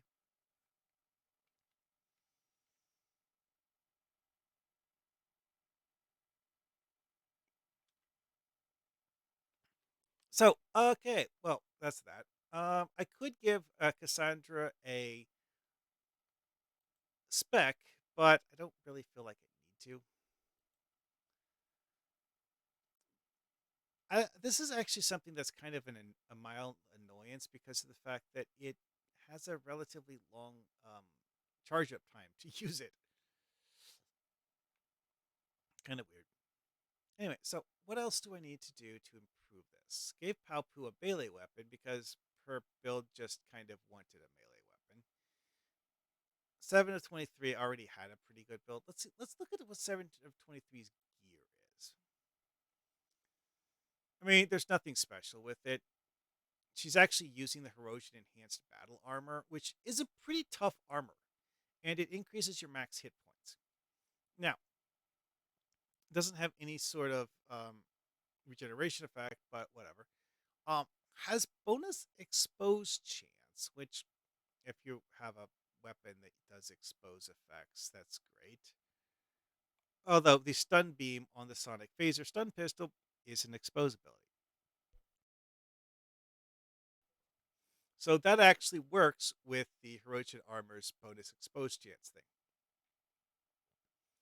I genuinely have no idea whether bridge officers use the Herosian Hunter sight thing because I would have to watch their buff tray. I don't think it plays the animation when a bridge officer does it.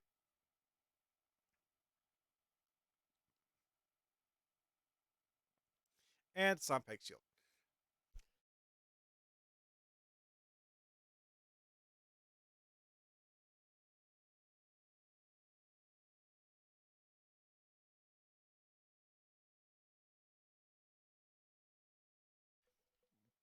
Yeah, they never made a third or fourth item for the Sompeg set.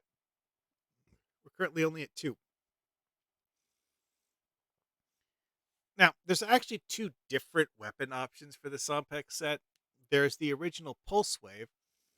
There's the Blast Assault one, which is why it says Sompeg weapon, doesn't name the weapon. And then there's the shield. So there's technically 3 options, but there's only a 2-piece bonus. They did make a kit module, but the kit module's not part of the set. What about the loot next time? We'll see, huh? Either way, though, the Sompeg shield isn't bad. However, because like its energy damage reduction effect isn't particularly high. Most of the reason why I use it so many times is because of the fact that it's nearly free. But in this case, maybe it'd be better to use something else. One thing that's notable though is that Borg bridge officers have as one of their traits superior Borg nanites, which gives them health regeneration and shield regeneration on ground. Yes, that says what it looks like it says. 290 shield regeneration every 5 seconds. So every 5 seconds, it's like their shield just halfway refills itself.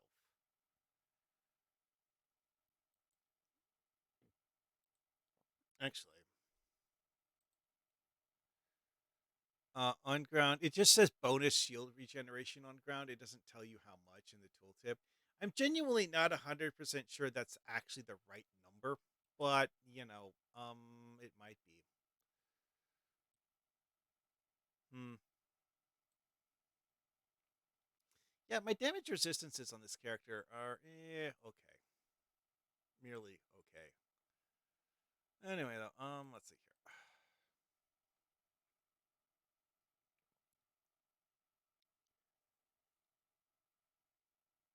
Mm, so, what else are we gonna do with this character? I think that's it for tinkering with this character. And it's getting late, so I think I'm going to call it here. I've been doing this for over 3 hours now, and that's been a while, and my throat is bothering me.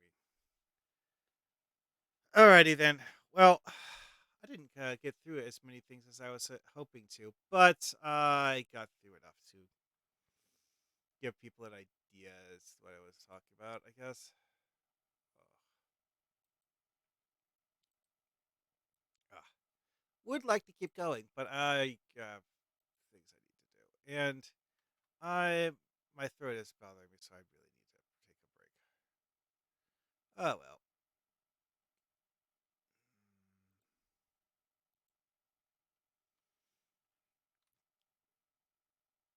Oh, I should put those back. Doo, doo, doo. Oh yeah, I suppose I could also upgrade the new armor. Alrighty.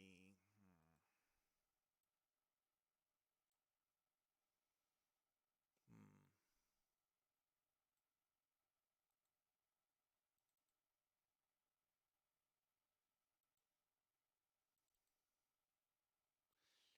Part of me, I just thought of the fact that I didn't actually hear a ding when I bought this. I'm starting to wonder if maybe I actually had one on a bridge officer. I do have a habit of giving bridge officers set items.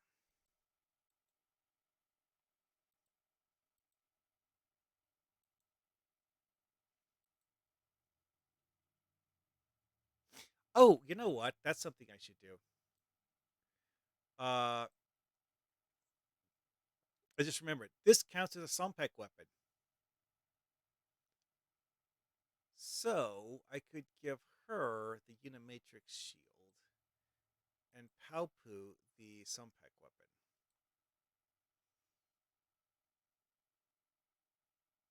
Not that the give me some room effect actually works on a bridge officer because it's something that only actually takes effect when you heal someone, but this just fits her build better than the other one did.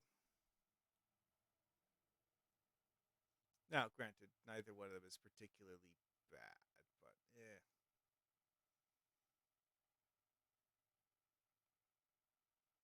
Hmm.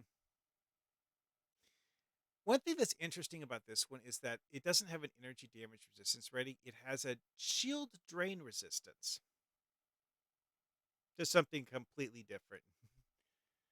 Uh, okay, so upgrade.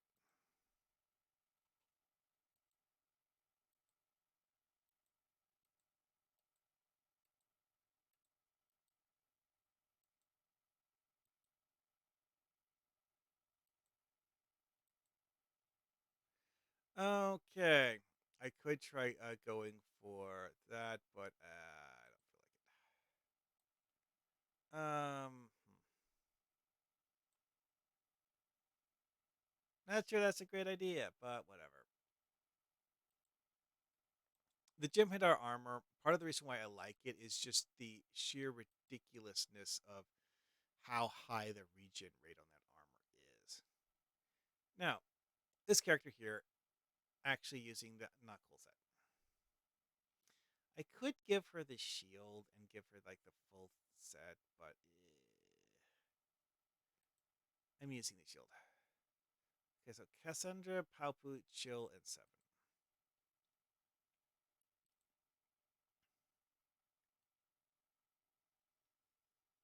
Hmm. You know what? A medical personnel, I have her use that one. Oh, she already has that one. Palpu. Oh, you know what? This is a generic energy dampening armor that actually has relatively similar stats anyway. So yeah, okay, I'll have replace that. Kinetic damage resistance rating. This the Jim Hadar armor actually has a higher one. Generic energy damage resistance rating again higher. Health regeneration way higher. Shield regeneration that one doesn't have any. Now the only other one that it actually has is like the HPP thing. Oh right, I forgot. This armor gives bonus physical melee damage, and she's set up for physical melee build, so that would actually be really good if bonus for her. Almost forgot that part. Um, hmm.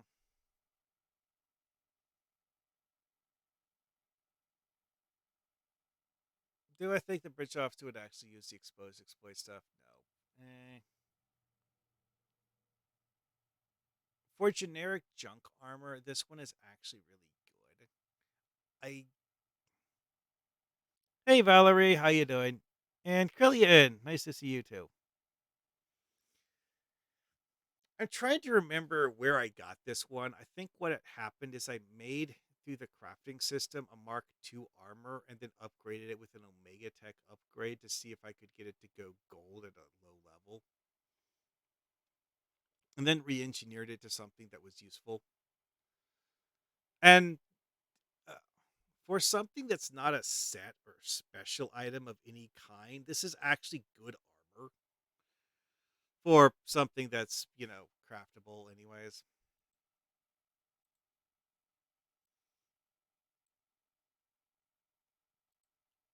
Yeah, I've been having fun going over things for bridge officer builds, and there's a whole bunch of weird stuff you can do with bridge officers. Who's this? Oh, hi, Krellian.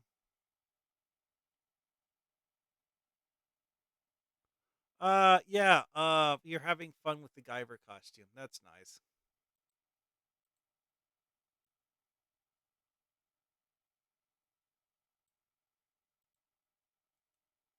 Yeah, I have no idea who that is. Alrighty then. Well, I'm going to switch with a different character now. Um,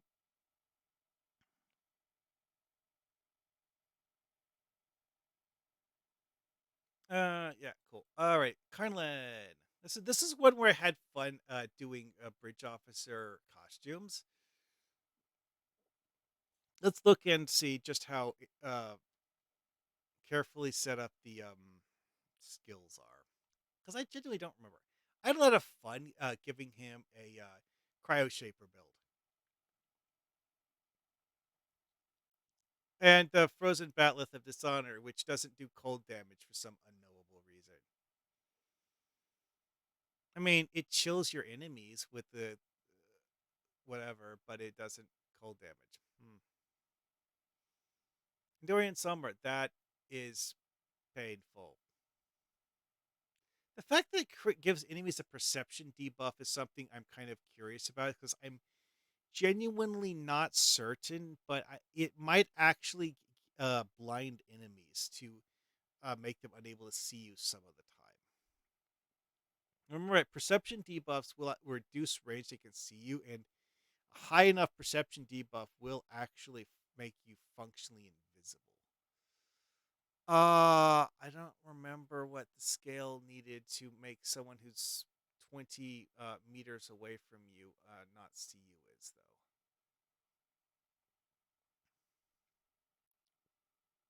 though. But the amount of cold damage it does, it'll probably kill them anyways, though. I'll do it. So, Mumo, Talasa, Burrell, and 3 of 7. Yeah, I don't have any science officers on ground. Hmm. And yes, I am running the biochemist off for um, damage resistance rating. So I would actually have a benefit to having a science officer for double stacking the effect of the biochemist off. So if I was going to change things, I would probably add another science officer. Now Tendi, this build does heal, so Tendi is actually quite useful. These guys, the Delta Quadrant science people, these are one of the best offs in the game because of the fact that all you do is shoot things, and it gives you a crit buff.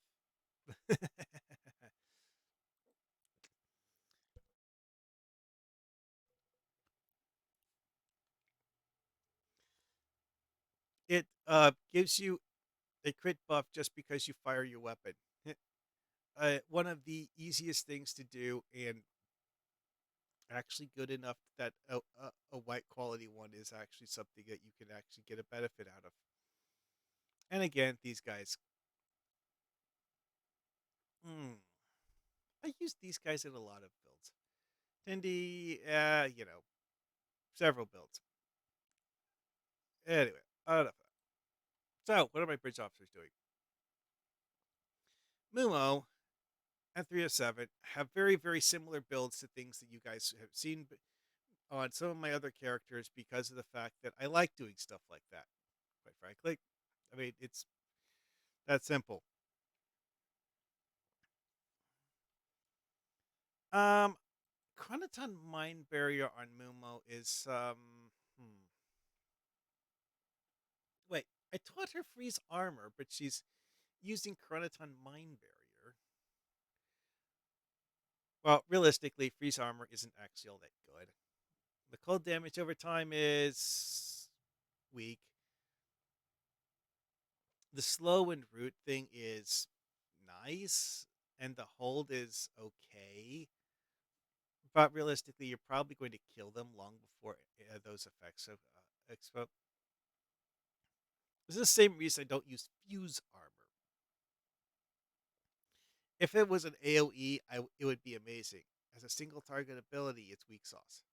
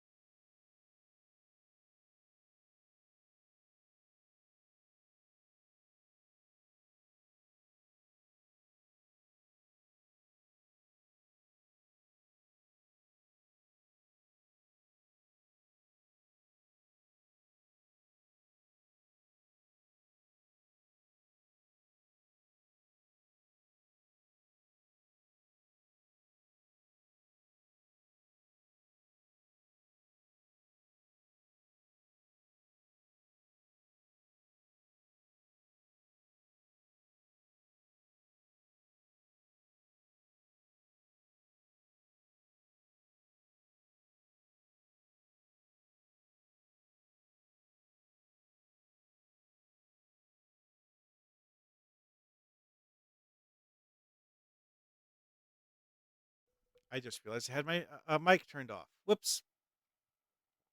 What I was talking about is one of the things that they did in the TOS expansion to the game that drastically revamped something with uh, ground combat strategy is that it does actually give you an option to have a mortar as an instant rank ability. You just have to go to some special steps to get it. Uh, I don't really feel the need to use it on either of these builds, though. Now, Burrell, I have a lunge, Overwatch, battle strategies, and photon grenade. Why? I don't remember. She is actually using a melee weapon, though. Oh, also, fun thing with the refractive nanofiber personal shield. Um. Hmm. Hmm. Oh no! This isn't the one that gives you a melee damage bonus. No. This one has a reflective damage ability. Uh, bonus to healing abilities used on you. That's an unusual stat to have on a shield. Yeah, this is the old Nukara set. Yeah, crystal nanofiber environmental suit. That's it's that set. This is the one that has the cryopulse shotgun as the weapon. I actually used to use it on Karnlin. Figured if I wasn't using it, I might as well give it to a bridge officer. It does actually seem to be giving the secondary or set bonus, even with the armor on a secondary, which now, okay, the whole like plus absorb charges only applies to the cryopulse launcher, I think. Environmental damage. That's actually an interesting thing. The way the game defines environmental damage is it a weapon attack or is it a damaging effect that's not a weapon? Or at least that's what you would think it would be. As far as I can tell, it's actually subsets of damage. Like I think that fire based weapons actually get considered environmental damage for this purpose. And the same is true of radiation. Tholians on ground use radiation as their substitute for a basic weapon attack. It's a radiation beam. Players don't have an equivalent weapon. The devs did it in one of the older event weapons. Did give you a weapon that does radiation damage, but it doesn't work the same way that the Tholian radiation attacks do. However, I'm pretty sure that Tholian attacks are actually considered environmental damage because it's radiation. That aside, the bonus damage does actually apply to melee. So, like, anytime she receives damage, 50% chance to grant a damage bonus and absorbed charge things. And I don't remember exactly what absorbed charges do. It's like when you do violent discharge, which she needs the three-piece bonus to activate, it consumes absorbed charge to make an explosion. Um, hmm, I don't. This doesn't say what the absorbed charge bonuses do. I think they might be a defensive buff, but I don't remember. Oh yeah, the 10% energy damage buff. No, that doesn't help here. Reduces environmental damage to shields by 25%. Reduces energy damage to shields by 10%. And another buff that says reduce energy damage shields by 10%. Why? Because it has this Res X2 as a modifier. One of these is an inherent stat. The other one is the Res X2 modifier. Chance to damage the attack when you take damage. The stronger the attack, the more powerful the retaliation. This is actually something that's really good in melee combat. It's not, like the best, but yeah.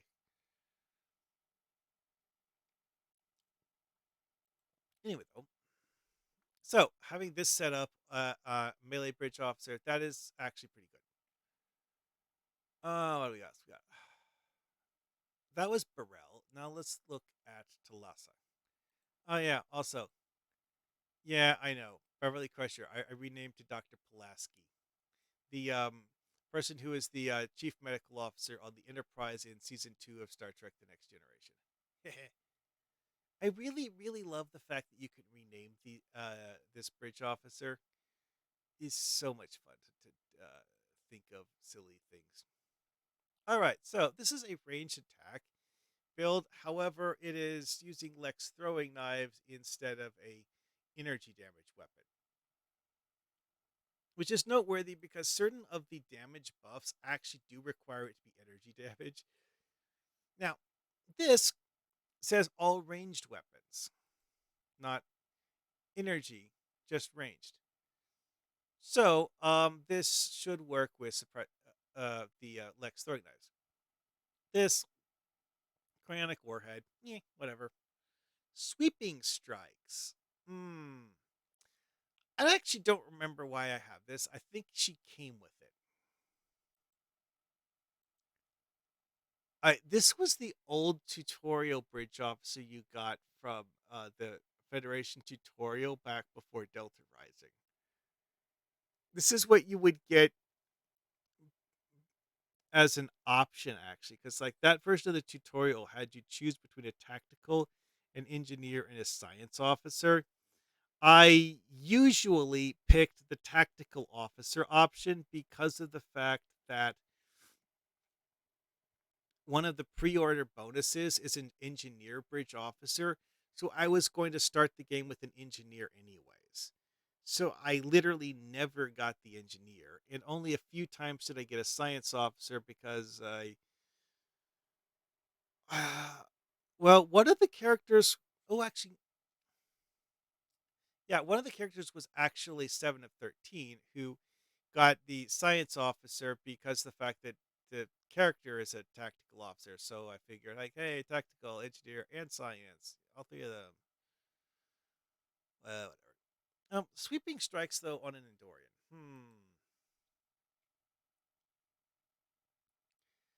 Fury is a good guarantee for bonus damage. However, it's all damage, not just melee damage. So it doesn't really help with melee builds, or it's not specific to melee builds. Let's put it that way. So, yeah, I think I'll change her lieutenant ability here. All right. Of the bridge officers in my inventory that are wasting space. Oh, hey, I forgot to open this box. Hmm. Mystery item. Is it junk? Probably. Someone was talking about Sonic Pulse earlier. Yeah, it's like the thing about Sonic Pulse that's actually the most useful is the fact that it's an interrupt. Whatever the enemy you hit with this is doing, they will stop doing that. It's actually a really hefty knockback rating on this. It says knocks back 58 meters. It's just going to like bounce them off the nearest wall.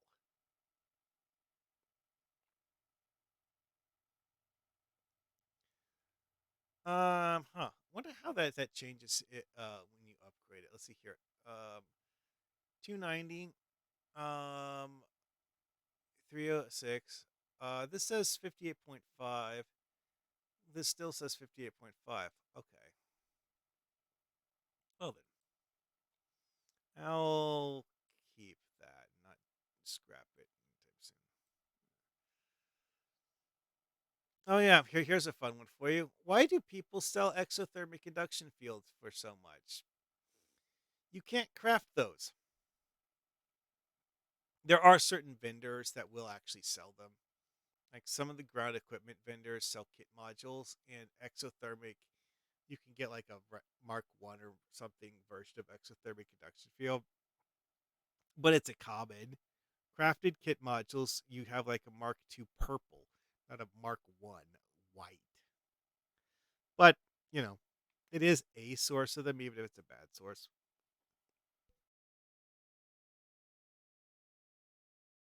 Anyways, though, so what would be a good thing for Talassa?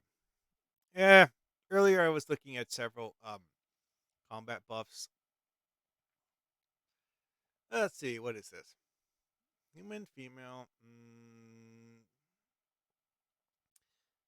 Oh, this is the Delta Rising bridge officer. Yeah.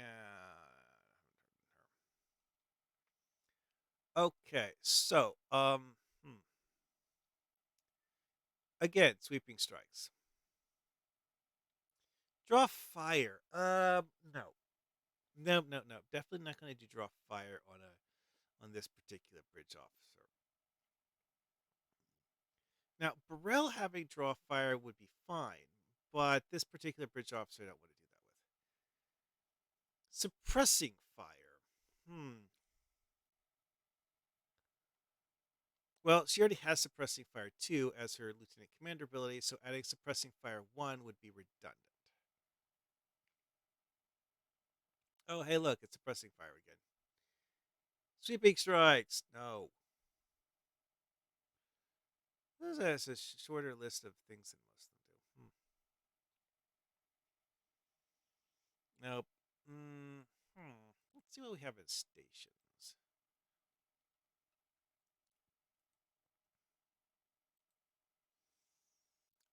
Sweeping strikes again. No.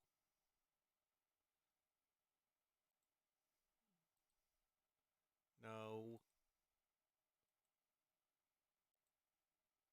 Oh, target optics 1. Huh. Yeah, this guy doesn't really have anything that's particularly good. So yeah, I'll squish him to turn to make target optics 1.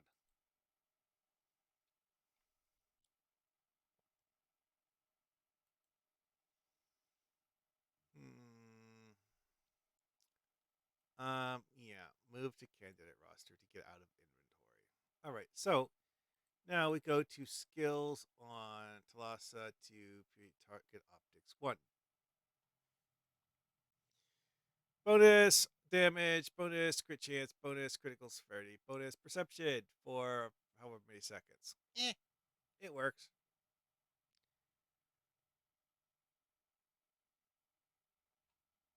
All right, well, I think that's enough of this character.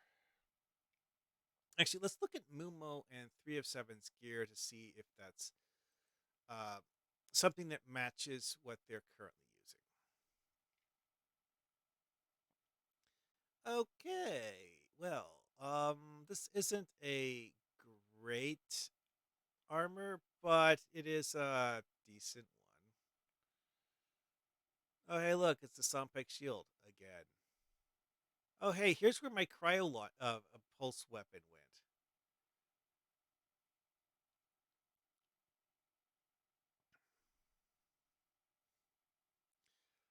You know, that is something I could do, because oh yeah, the other thing is that because Barella's a Romulan, there's one of the Romulan traits as a player character gives you bonus physical damage on ground. Romulan bridge officers, no. She actually has a superior soldier for bonus ranged weapon damage. She doesn't actually have the physical strength one for physical melee damage. Huh. Hadn't thought of that before. Whatever. Not that big of a deal. But I could swap the armor and shield. I think I'll do that actually. Like, yes, this is a useful buff, but it doesn't really help a huge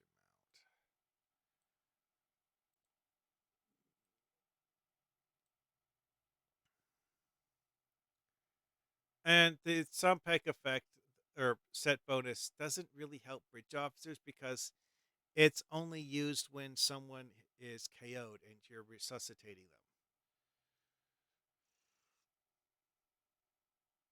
them.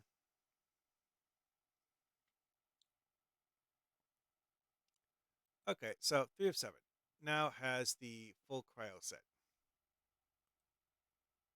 More details. So she should actually be able to use the violent discharge thing, which amusingly is electrical damage, despite the fact that the set is ice themed. Whatever. It, I know it's like the first thing is like, oh wait, electrical damage triggers the shield effect on the sound pack shield. Yeah, but you can't do that with this shield. So gotta choose a shield. Oh yeah, this is a character that I set up the trio of IDIC tribbles. Science Captain has the blue IDIC tribble, which is the original IDIC tribble that I don't believe is actually um, obtainable anymore. Like the original event that had this, it was a blue quality, but any ones you get after that, I think, are going to be purple or gold. Anyway, so Talassa has the gold version, and no, he doesn't have one. Brown, no, 307. Yeah, here. She has the purple one. So having all three of them gives the white version of the triple buff, which doubles the power of the triple buff. More details. This is the most complicated triple in the game. It's like tactical hours will be granted damage buff. Engineering hours will be granted a damage resistance buff. Science hours will be granted a heal over time buff. And when you have all three of those activated together, it not only gives you all three of the buffs, but it doubles the power of the buffs.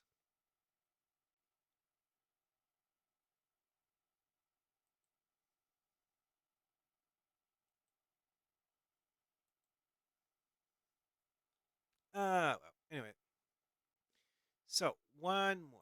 Mumo. For some reason, I gave her a Zephyr Cochrane shotgun. And she has telekinesis, which, believe it or not, this actually benefits the shotgun because of the fact that it increases the power of knock abilities, and the shotgun has a knock effect as part of its weapon attack.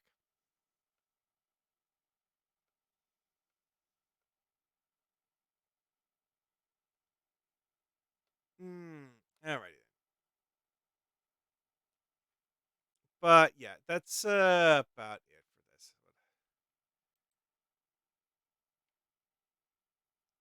The usual stuff. A generic armor that's good but not amazing, and that's about it. Oh, that hurts.